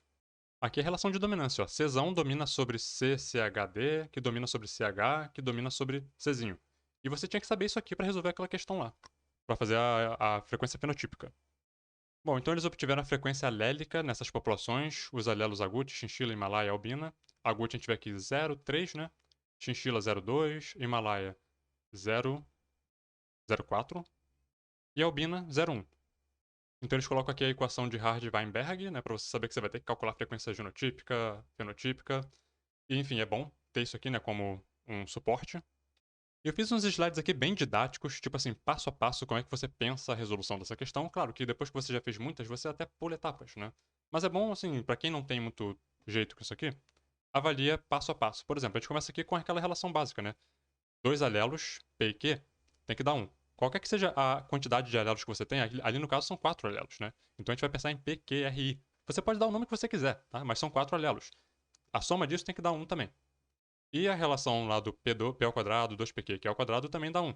Só que lá, como são 4 alelos, você pensa, né? P ao quadrado, 2PQ, 2PR, 2PI, que é ao quadrado. Percebeu que eu estendi, né, a equação para incluir nela a quantidade de alelos que a gente vai ter que lidar. Eu sempre gosto de chamar a atenção de que no final tudo isso aqui tem que dar 1. É bom você colocar lá igual a 1, porque no final, se o que você somar passar de 1 ou ficar menos de 1, você cometeu algum erro. Ter dado 1 não significa que você acertou, mas não dar 1 significa que você errou necessariamente. Então aqui estão os alelos, né? Agouti, que é o Czão, eu vou chamar de P. Chinchila, que é o CCH, eu vou chamar de Q. Himalaia, que é o Czinho H, vou chamar de R. Albino, que é o CA, vou chamar de I. Czão domina sobre CCH, que domina sobre CH, que domina sobre CA. Essas são as relações que você tem que ter como paradigma para a resolução da questão. A questão deu pra gente as frequências alélicas, então Czão era 0,3, né? CCH era 0,2, CH era 0,4, CA era 0,1. A gente viu isso lá naquele gráfico que ele apresentou lá na prova. Então, na minha nomenclatura, P igual a 0,3, Q igual a 0,2, R igual a 0,4 e I igual a 0,1, ok? Então, P ao quadrado, quem é P ao quadrado? É P elevado ao quadrado, né? 0,3 elevado ao quadrado, que é 0,09. 2PQ, quem é 2PQ? É 2 vezes P, que é 0,3, vezes Q, que é 0,2. Você vai fazer essa lógica para todos esses fatores aqui. PR, 2PI, Q ao quadrado, 2QR, 2QI. Você sempre vai tomar isso aqui como referencial. E você vai fazer as multiplicações com base naquilo ali. E você vai fazer todas essas multiplicações e essas somas e no final tem que dar 1. Então, se eu acertei tudo, né? P ao quadrado, 2PQ deu 0,12, 2PR deu 0,24, 2PI deu 0,06 e por aí vai, né? Se eu acertei tudo, tá tudo certinho aqui. Bom, deu 1 no final. Então, assim, tá indicando que pelo menos eu fui no caminho certo. Com base em tudo aquilo, eu tenho que frequências aléricas, a questão já deu. As frequências genotípicas, que são os homozigotos, são o P ao quadrado, Q ao quadrado, R ao quadrado, I ao quadrado. Também você calcula tudo isso elevando isso aqui ao quadrado, né? E as frequências genotípicas dos heterozigotos é o 2PQ, 2PR, 2PI, 2QR, etc. Né? Que você também consegue calcular a partir daquilo lá. Posto que já temos todas essas frequências, agora vamos fazer a frequência fenotípica. Qual que é a frequência fenotípica, por exemplo, de Agouti? Sabendo que o alelo Czão, né, ele domina todo mundo, se você fizer P2 mais 2P qualquer coisa, você vai ter a frequência de Agouti na população. Porque ele é o dominante. Qualquer que seja a combinação, quem vai expressar no fenótipo vai ser o Agouti, o Czão. Chinchila vai ser Q ao quadrado. Repara que aqui não pode aparecer P aqui, porque o P domina sobre o Q.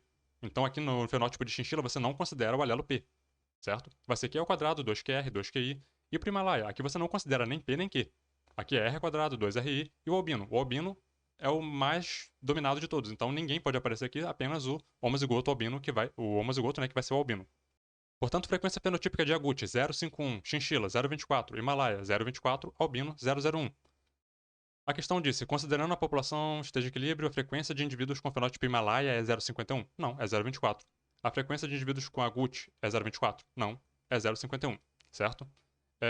A frequência de indivíduos com fenótipo chinchila é de 0,24? Sim, é 0,24, portanto verdadeiro. Essa que é a lógica da questão. É uma questão muito chata, eu sei que dá trabalho, eu não gosto de matemática, mas existe, estudem isso e se preparem. A questão 20 trouxe ali uma figura com a comparação dos níveis de RNA mensageiro em relação ao progresso do ciclo celular durante etapas iniciais do desenvolvimento embrionário em organismos modelo. A transcrição zigótica é um processo chave nessa fase, refere-se à ativação do genoma do zigoto, iniciando a síntese de RNA mensageiro a partir de seus próprios genes, em contraste com a utilização do RNA mensageiro e proteínas fornecidos pelo ovócito, né, materno, que é o primeiro momento em que você assume realmente uma independência. Né? Sou um indivíduo, tenho meus próprios genes e meu próprio RNA mensageiro. Aí tem esse gráfico aqui com os níveis de RNA mensageiro e aqui o número de ciclos celulares, né? Então, 1 ciclo, 2 ciclos, 3 ciclos, 4 ciclos. Não é tão complicado quanto parece, mas ok, né? E ali os organismos, né? Tem camundongo, tem esse verme aqui, esse nematóide. Tudo isso aqui é organismo modelo, inclusive, tá? Drosófila, zebrafish, peixe-zebra. Camundongo, em 2 dias, com apenas entre 1 e 2 ciclos celulares, né, ele atinge ali esse nível aqui de RNA mensageiro. O nematódio, Caenorhabditis elegantes, também atinge um nível semelhante de RNA mensageiro, mas em 90 minutos, 1h30, né? E com 3 ciclos celulares. Então repara que, embora esteja numa sequência aqui, mas você tem que olhar aqui o tempo aqui em cima. E a ilustração aqui em cima também insinua aqui estágios de diferenciação celular e estágio de embriogênese. Para essa questão aqui, além da análise do gráfico, você teria que ter conhecimentos prévios de embriologia. E a 1 falou que os níveis de RNA mensageiro em camundongos elevam-se logo no primeiro ciclo celular, o que é verdade, indicando uma transição materno-zigótica mais rápida, temporalmente, do que nos outros organismos. Como a gente viu aqui, isso acontece em 2 dias, enquanto que, por exemplo, esse verme aqui, em 1h30. Né? Então não é mais rápido. Ele leva menos ciclos celulares, mas por mais tempo. A 4 disse que após 6 horas o embrião de Xenopus ainda não chegou na fase de gástrula, caracterizada pelo surgimento do blastóporo. A pessoa teria que olhar aqui, né? Realmente não tem um blastóporo ainda, então a gente assume que está correto. A 3 disse que apesar de apresentarem diferenças no tempo de início da expressão, o nemátoda e Xenopus, que é um sapo, que é um anfíbio, melhor dizendo, apresentam clivagem holoblástica. Então, um nematódio e um anfíbio apresentam clivagem holoblástica. Rapidamente aqui no capítulo 18 do Brusca, falando sobre nemátodas. O desenvolvimento de nematódios de vida livre tipicamente é direto, embora usem o termo larva, né? A clivagem é holoblástica desigual, mas o padrão parece ser único entre os metazoários, enfim, é holoblástica desigual. E o capítulo 47 do Campbell fala sobre desenvolvimento animal, fala aqui sobre padrões de clivagem. A clivagem em anfíbios é holoblástica. Esse mesmo tipo de clivagem é observado em equinodermos, mamíferos, anelídeos, enfim. E a 2 disse que o gráfico mostra que Drosophila, o aumento do nível de RNA mensageiro, procede à diferenciação celular, sugerindo que os primeiros eventos de transcrição são críticos para estabelecer padrões de determinação celular. Confesso que olhando o gráfico aqui eu não reconheci, não percebi isso. Pensando aqui, né? A Drosophila é a linha laranja, essa massa aqui, a amorfa, talvez indique realmente que não há diferenciação celular, uma vez que as células já parecem nucleadas, né? Enfim, mas talvez aqueles pontinhos pudessem ser núcleos celulares, não sei, não achei que ficou tão óbvio, não. No texto lá de onde eles tiraram aquela figura, aquele gráfico, ele diz assim: os padrões em invertebrados são mais variáveis. Na Drosophila, por exemplo, a transcrição zigótica não ocorre até que até uma longa pausa no ciclo que acompanha a celularização. Isso foi o mais próximo que eu achei aqui de encontrar. Embora a transcrição aconteça tão cedo quanto no sexto ciclo, foi o mais próximo que eu cheguei de alguma coisa que remeta àquela alternativa lá. Mas é super complicado isso aqui. Questão 21 trouxe um experimento para investigar interações complexas dentro de ecossistemas aquáticos. Eles pegaram aqui 2 grupos, né? Um grupo foi exposto à luz e outro não foi exposto à luz. Os grupos 1 e 2 têm plantas, 3, 4 peixes, e 5 e 6 era apenas água. E eu não sei o que eles quiseram dizer com apenas água. Eu tenho que admitir que eles quiseram dizer aqui uma água super pura.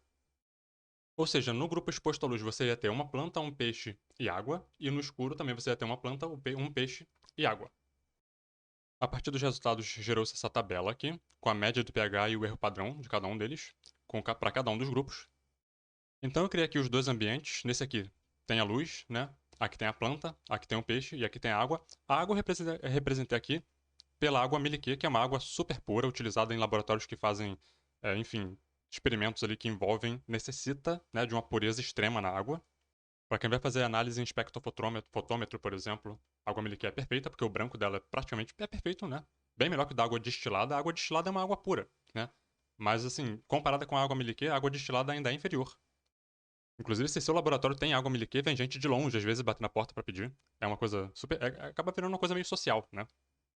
Então, temos planta, temos peixe e temos água pura. No Sol, a planta, o pH ficou ali em 8,2, que é um pH básico, alcalino, né? Onde tinha peixe, isso aqui é onde está iluminado, né? Um pH acidificado, né? 5,9. E o da água, né? Neutro, 7,3, com um erro padrão de 0,5. Isso aqui é neutro. No escuro, onde não tinha luz, o peixe ficou em 5,6, também ácido. A água continuou neutra, 6,8, com um erro padrão de 0,4. Isso aqui é neutro. E a planta ficou ácido. Que interessante, né? Na luz, a planta fica alcalina. No escuro, ficou ácido, ficou 6,4. A gente sabe que com a luz a planta vai fazer o quê? Fotossíntese, vai tirar CO2 do ambiente para produzir alimento, açúcar, né? E vai liberar oxigênio.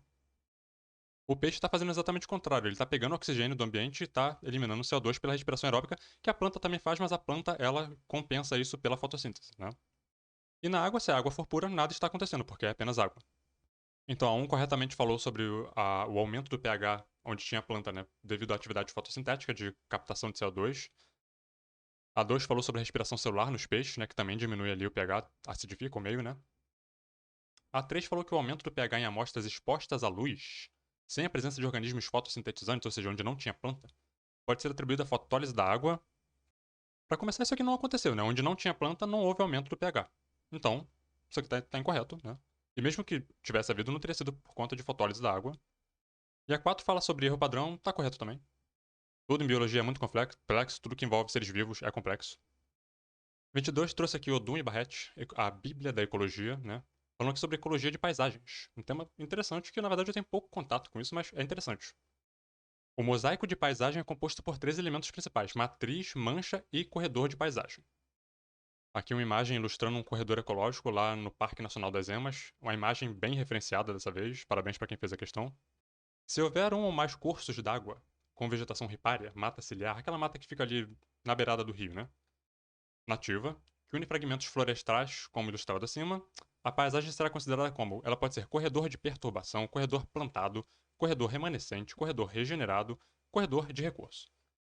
Portanto, a alternativa correta. Ah, isso aqui era para você até me distrair aqui. Tudo isso aqui são classificações que existem mesmo, tá? Mas se você tiver uma ali que tem um curso d'água com vegetação ripária nativa, ela teria que ser de uma dessas classificações aqui de corredor, que no caso seria a 3 e a 5, né? Remanescente e de recurso. Eu tenho aqui a quinta edição do Odum, capítulo 9, Ecologia de Paisagem. O Odum é um livro muito interessante de ler porque ele faz uma declaração no começo do capítulo, né? Que é como se fosse um argumento, né? Ele posta no argumento principal e depois ele vai elaborando em cada um dos pontos que ele tocou nessa declaração que ele faz. No tópico 2 aqui começa elementos de paisagem, né? Fala aqui de mosaico de paisagem, corredor de paisagem. Lembrando que tem a mancha também, né? Então, o mosaico de paisagem é formado por 3 elementos principais: matriz de paisagem, manchas e corredores de paisagem. Os corredores podem ser classificados em tipos fundamentais, né? Aqui ele vai começar a falar sobre os tipos de classificação de corredores. Ele vai falar dos corredores remanescentes, dos de perturbação, corredores plantados, corredores de recurso, todas aquelas classificações lá, né? Regenerado. Então repara que aqui no corredor de recursos tem aqui uma relação com vegetação ribeirinha, e aqui os remanescentes, né? Vegetação ali que está ali ao largo de rios, né? Perto, próximo de rios. E quem não quiser pegar o livro para ler, eles colocaram aqui no comentário do gabarito, né? Só pausar a tela aí e ler os conceitos. 23 trouxe aqui gráficos com abundância relativa de diatomáceas fixadas e não fixadas em comunidades planctônicas e bentônicas no outono e no verão. Eles colocam aqui uma significância, né, um P de 0001. Olha como é que eles estão trazendo bastante essa coisa da significância estatística, né, para as questões da fase 2B. Então esses são os gráficos, foram tirados desse texto aqui. E quando tem esses asteriscos aqui, a gente infere que houve ali significância, um resultado estatisticamente significativo. Eita. Então, houve diferença significativa nas abundâncias relativas das diatomáceas bentônicas fixadas e não fixadas nas 2 estações estudadas? Aparentemente sim, né? As diatomáceas fixadas são essas aqui, a TAST, e as não fixadas são essas aqui, a TAST. E nas 2 estações a gente nota aqui, tanto no outono quanto no verão, a gente nota que houve aqui diferença significativa nesses casos aqui, nas bênticas. Então eles falaram, né, de diatomáceas bentônicas nas 2 estações, fixadas e não fixadas, então tá correto. A 2 falou que a sazonalidade influencia mais na abundância, né, do que o hábito planctônico ou bentônico, e a gente nota que a significância foi justamente entre o hábito, né? Ou melhor, entre ser fixada ou não fixada. A diferença entre o outono e o verão, embora haja, né, mas a gente nota aqui que elas se comportam, né, de maneira semelhante nas estações, variando ali com relação a esse hábito de se fixar ou não. E isso apenas as bentônicas. A 3 disse que as planctônicas têm menores valores de abundância no verão e que isso seria explicado pela pouca resistência. No verão, se a gente for olhar aqui, no outono elas vêm até aqui embaixo, né? A variação ali.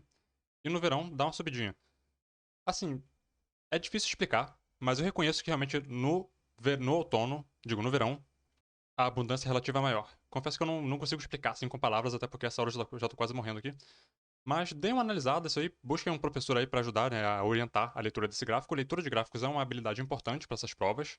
E, enfim, a distribuição nos pontos aqui, né? No verão é mais enxuto, enfim. E a 4 disse que as bentônicas têm estruturas de fixação e por isso apresentam maiores valores de abundância em ambas as estações do ano. Uma das possíveis explicações é a maior resistência à corrente fornecida pela estrutura de adesão. Se ela consegue se aderir, né, ela fica menos vulnerável ali ao sabor da maré. O artigo original é um artigo pago, eu consegui um rascunho dele aqui só para pegar uma ideia aqui dele. A abundância relativa das diatomáceas fixadas nos grupamentos, né, bênticos foi significativamente maior do que das não fixadas em ambas as estações. A gente viu isso lá no gráfico, aqueles asteriscos, né? Para os grupamentos planctônicos não houve diferença significativa. E no livro de bolso dos protistas, eu trouxe aqui só para mostrar as imagens, né, as microscopias das frústulas, das diatomáceas, mostrando aqui ó, os locais são as RAFs, né, das frústulas das diatomáceas, onde elas conseguem secretar ali substâncias polissacarídicas, sabe? Forma tipo uma colinha dela. Tanto elas podem se colar uma na outra, formando colônias, alguns grupos, né? Como elas podem também se colar no substrato, como elas podem também utilizar isso para se locomover no substrato. Ali o detalhe de uma colada na outra, né? Através de secreções naquela RAF, naquela fissura, né? Aqui, ó.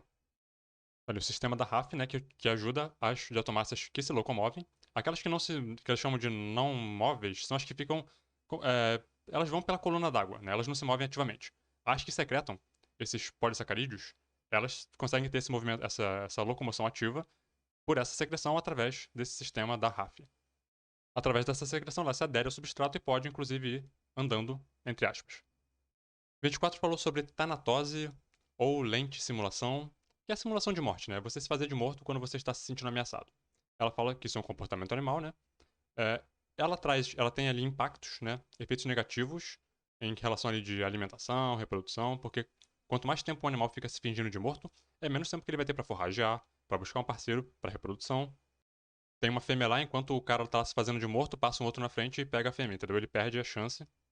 Agora, se fazer de morto tem um valor adaptativo, porque enquanto você está perto de um predador, e ele não tiver interesse em você porque você está, entre aspas, morto, você sobrevive, né? Então existe um trade-off aqui, ele tem que achar o meio termo entre o tempo que ele vai gastar se fingindo de morto para sobreviver, mas não ficar tanto tempo assim se fingindo de morto para não perder oportunidades na vida.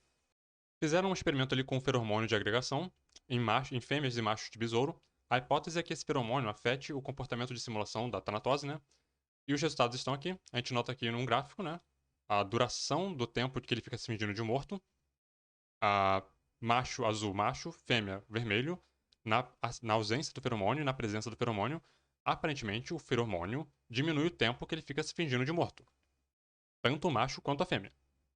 Tratamentos P00001, gênero P menor que 00, enfim, gênero P igual a 01176, tratamento e gênero. Então eles fizeram assim, diversas instâncias aqui de tratamento estatístico, né?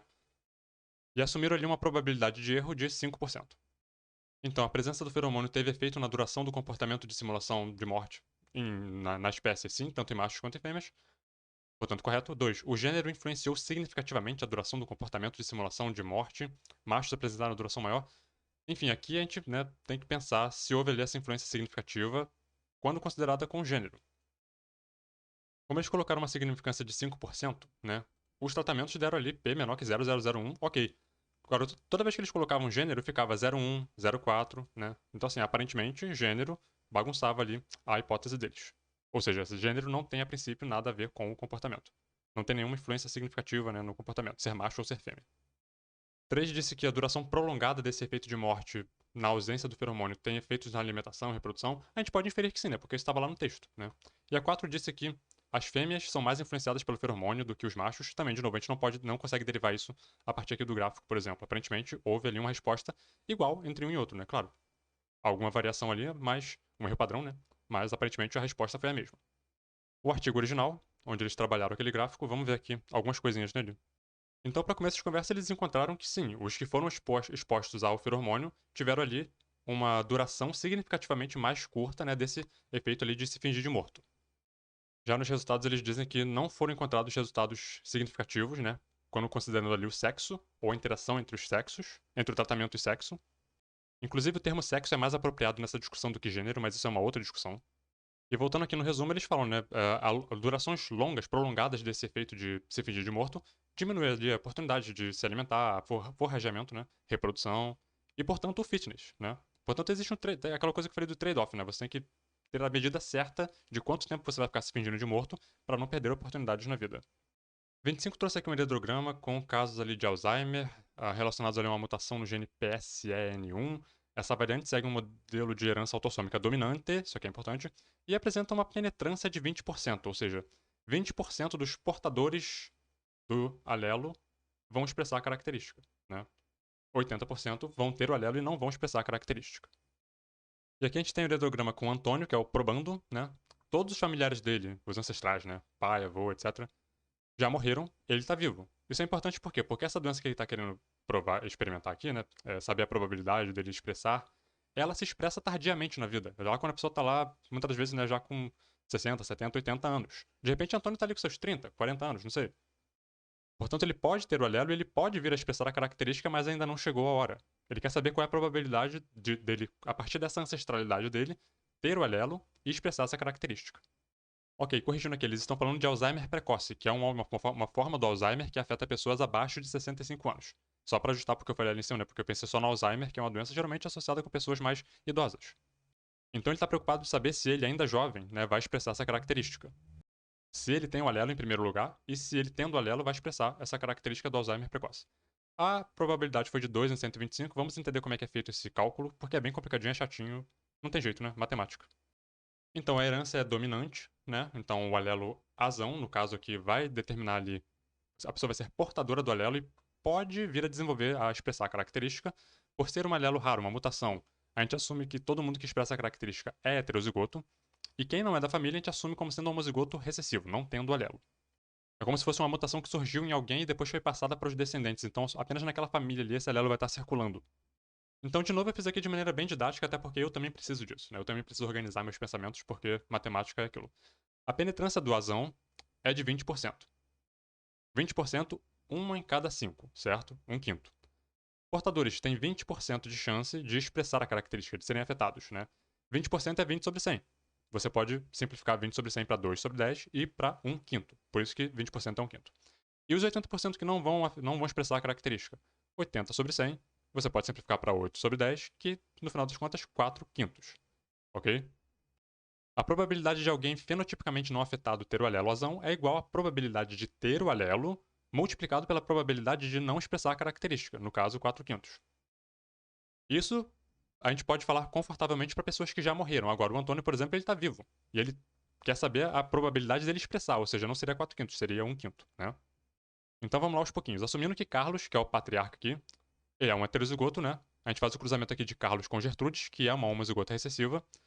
A gente vai ter ali metade da prole, né? Poderia ser portador do alelo. E isso inclui Júlio, né? Repara que pra gente saber o genótipo de Antônio, a gente tem que saber o genótipo de Bruna, que é a mãe dele, e de Júlio, que é o avô dele, né? Então, Júlio, que já tá morto, ele tem 0,5% de chance de não ter o azão. Isso aqui não importa pra gente. A gente quer saber a chance dele ter o azão, né?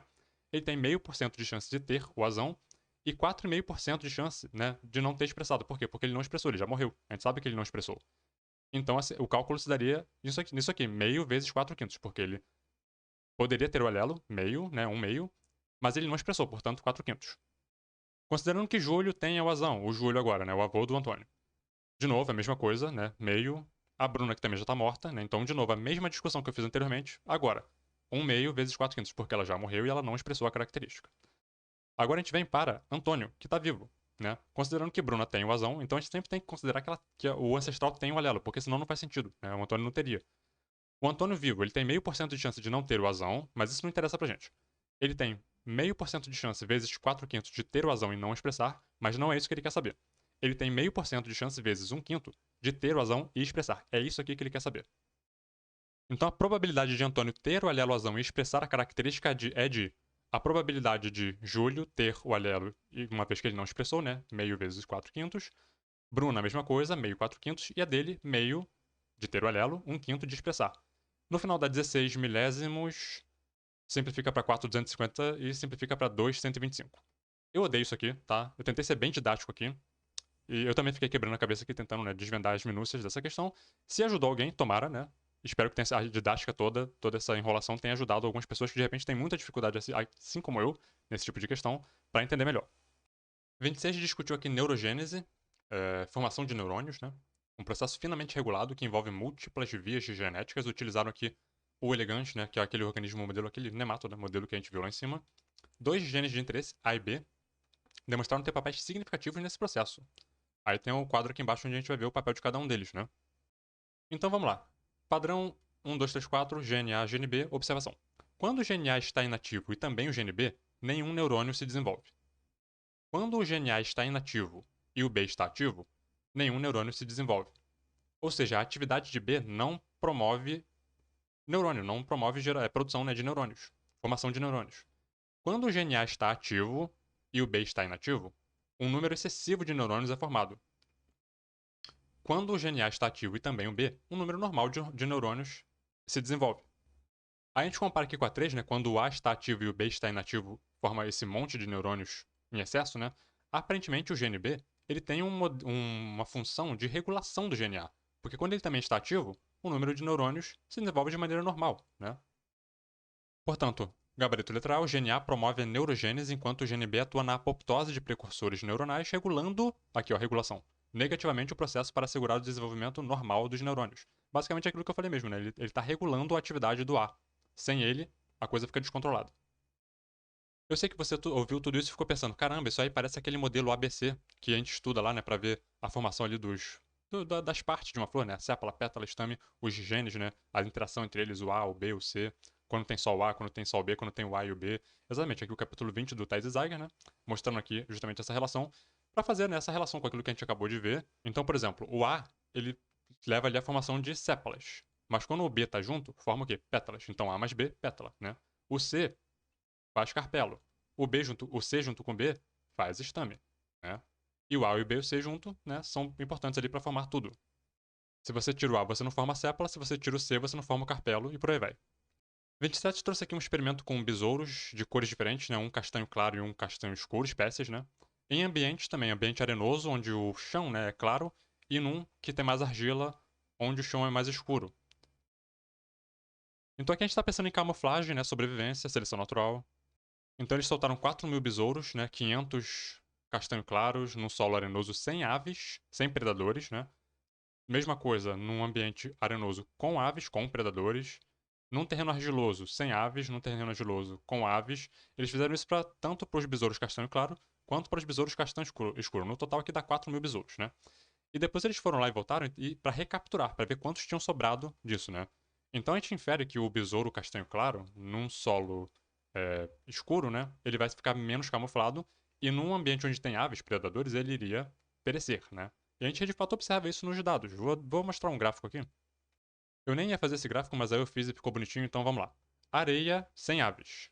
Repara aqui que o claro sobrevive bem e o escuro menos do que o claro, né? Areia com aves. Agora aqui tem um predador. Repara como que o escuro, né, o castanho escuro, num ambiente claro, quando tem presença de predadores, ele cai, né? Ele diminui muito a população.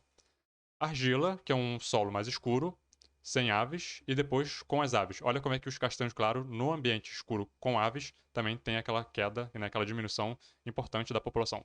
A lógica é mais ou menos essa aqui. Portanto, aves insetívoras são predadoras dessa espécie de besouro terrestre, e a camuflagem por meio de coloração dos besouros em habitats que correspondem à sua cor é um fator-chave na sua sobrevivência. Isso sugere que a coloração é adaptativa e aumenta as chances de sobrevivência contra a predação. Perfeito. As alternativas erradas são ridículas, mas elas trouxeram aqui alguns termos que são importantes, né? Mimetismo batesiano, mimetismo milleriano, o aposematismo. Se você não está confortável com algum desses termos, pesquisa aí e estuda, porque é legal.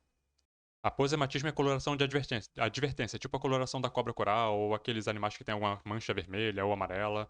Mimetismo milleriano, onde ele realmente uma espécie que mimetiza uma espécie perigosa, mas essa espécie mimética também é perigosa. Então assim, ele está mimetizando, mas ele também é perigoso. O mimetismo batesiano, ele está mimetizando uma espécie perigosa, mas ele não é perigoso. Então a falsa coral, por exemplo, é uma espécie que mimetiza a coral verdadeira, mas ela não é perigosa. Então é um mimetismo batesiano.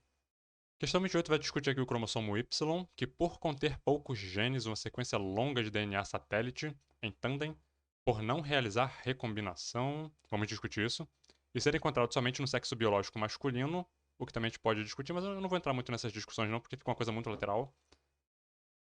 Ele é utilizado em análises moleculares, né, para inferir informações sobre padrões evolutivos da espécie humana. Então eles fizeram ali a formação de haplogrupos originados de um mesmo ancestral, revelando padrões biogeográficos da distribuição e evolução. E tem um mapa, né, que a gente vai ver abaixo, com 18 haplogrupos e uma possível filogenia do cromossomo Y, então tá aqui.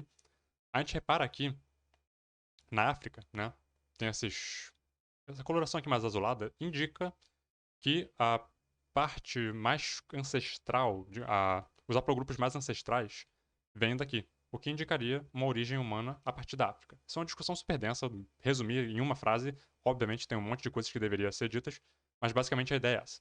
O ser humano, a gente percebe que o ser humano surge na África muito por conta dessas análises moleculares que a gente faz, né, em populações que existem ali naquele local. Comando, com base nas informações dadas, isso aqui é fundamental, tá? Pode-se afirmar corretamente que o haplogrupo A, que é esse aqui, né?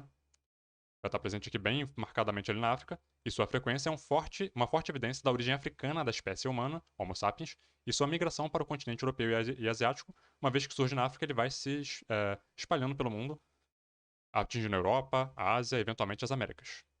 Sem esquecer, claro, da Oceania, né? E eventualmente os polos.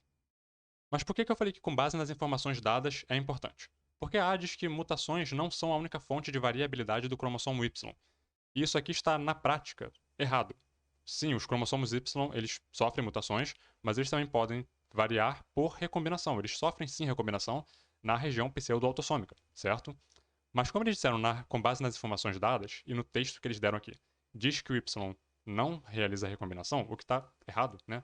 Mas enfim, eles criaram aqui um cenário artificial onde a letra A estaria, né, realmente correta. Não daria para marcar a letra A aqui no gabarito. Ou pedir a anulação da questão, embora esteja, na prática, errado, incorreto. Se não tivesse esse aqui com base nas informações dadas, a pessoa poderia solicitar a anulação da questão e eles teriam que anular, pelo menos se eles fossem honestos, né? Então aqui está o texto original, vamos dar uma olhada aqui em algumas partes importantes. Logo de cara aqui os autores reconhecem, né? Eles colocam aqui recombinação, a formação de novas combinações de alelos pelo crossing over na meiose, né? Alguns autores incluem conversão de gene intracromossômica, como se também fosse um tipo de recombinação, e, portanto, alguns autores não consideram o cromossomo Y como não recombinante. Aqui eles falam sobre características, funções especiais do cromossomo Y. Então, ele é um cromossomo exclusivo de machos, mas você tem que definir o que é macho, né? De novo, é uma discussão muito densa, não vou entrar nisso. Ele passa de pai para filho e, diferente de outros cromossomos, ele largamente escapa recombinação na meiose. Repara que ele não diz que escapa completamente, largamente. Dois segmentos, a região pseudo-autossômica, recombina com o cromossomo, com o Y, com o X, né? Portanto, existe sim uma fraçãozinha pequenininha do Y que faz recombinação.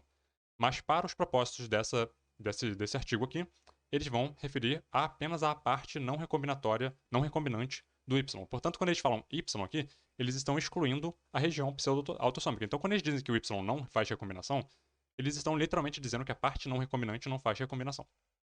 E para os interessados, tem essa caixa 2 aqui. Poderia o cromossomo Y recombinar? Depois pega o artigo e lê isso aqui, porque é bem interessante. Aqui eles vão justamente destrinchar um pouco disso. Claro que ele faz recombinação, mas para os propósitos do artigo, eles decidiram apenas tratar da região não recombinante. De volta na questão, você falou que os haplogrupos N e O formam um grupo irmão do haplogrupo P. Aqui, N e O, eles são um grupo irmão, mas considerando P, se você fosse colocar N, O e P, formaria um grupo parafilético. Então, não estaria errado aquilo ali. Penúltima questão, figuras abaixo mostram variação nas estruturas internas dos pulmões entre grupos de vertebrados. Temos aqui pulmão de salamandra, rã, lagarto. Temos aqui dois anfíbios, né? Um réptil, ave e um mamífero. Então olha aqui a diferença na estrutura interna desses pulmões. Essa imagem foi tirada do Princípios Integrados de Zoologia, de Hickman e companhia. Eu já tinha visto esse livro na vida real em alguma biblioteca de alguma escola ou faculdade, mas não dei muita atenção para ele. Peguei agora, né, já que eu vi que caiu aqui uma questão sobre ele, peguei, já está incluído na minha biblioteca aqui. Vou utilizar ele no futuro em questões sobre zoologia, porque achei o livro bem legal. Ainda não explorei completamente, mas achei interessante as partes que eu vi. Com base na análise da figura e seus conhecimentos sobre o sistema respiratório de vertebrados, assinale a alternativa incorreta. Letra C. Os anfíbios e peixes pulmonados empregam pressão negativa para forçar o ar para dentro dos pulmões. Vamos ver se é isso mesmo. Então tá aqui o livro, certo? Princípios Integrados de Zoologia. Capítulo 31, homeostase, fluidos internos e respiração. Temos aqui a nossa imagem. Temos aqui algumas coisas. Aqui ele diz o seguinte, ó. Os anfíbios e peixes pulmonados empregam uma ação de pressão positiva para forçar o ar para dentro dos pulmões. Ao contrário da maioria dos répteis, aves e mamíferos que ventilam seus pulmões através de pressão negativa. E por fim, questão 30, finalmente. Se você chegou até aqui, parabéns. É uma maratona, né? O gráfico a seguir indica a composição típica de eletrólitos nos meios intra e extracelular, retirados do mesmo livro, ok? Ao analisar o gráfico, é possível afirmar que, correto, quantidades iguais de ânions, íons negativamente carregados e cátions, positivamente carregados, são mantidas em cada compartimento fluido. Aqui a gente tem, né, nos gráficos, o fluido extracelular, o fluido intracelular. A gente nota que no fluido extracelular o sódio é abundante, né? No fluido intracelular temos ali o potássio, né? E quem é que fica jogando sódio para fora da célula e, enfim, o potássio para dentro? Se você disse bomba de sódio e potássio, parabéns. No mesmo livro, no mesmo capítulo, claramente foi a mesma pessoa que fez a questão. Tá aqui o gráfico, a figura. Tá aqui, quantidades iguais de ânions, íons negativamente carregados e cátions existem em cada compartimento fluido. Até que no comentário eles colocam, né, as diferenças nas concentrações de eletrólitos nos meios intra e extracelular é mantido através de transporte ativo, principalmente pelas bombas. A famosa bomba de sódio e potássio que faz esse servicinho aqui de botar sódio para fora e potássio para dentro. Para que a letra E colocou animais de sistema circulatório fechado e no grupo dos exemplos incluiu aqui insetos, né? Só para ver as cascas de banana que eles colocam para vocês escorregarem. Se você estiver assistindo esse vídeo em 2024, por volta aí do meio do ano, que é quando eu tô postando ele, né? Ainda estão sendo aceitas doações para o estado do Rio Grande do Sul. Doe, faça sua doação. Qualquer valor, doar roupa, doar mantimentos. Eles estão precisando. Se você estiver assistindo esse vídeo muito tempo depois, em outros anos, isso aqui provavelmente já não tem mais função, então ignore. Mas se você está assistindo em 2024, faça sua doação também para ajudar o estado do Rio Grande do Sul, que sofreu aí com as chuvas e com as enchentes. E com isso ficamos por aqui. Parabéns aí para quem foi para a Ibero-Americana, para a Olimpíada Internacional. Agora, no próximo vídeo aqui no canal, nos vemos então vendo a primeira fase da 21ª OBB, ano que vem. Eu também vou postar vídeos de Enem, então se alguém tem interesse aí em vídeos de Enem, daqui a pouco vem as provas do Enem e a gente dá aquela discutida nas questões de biologia. Então, até lá.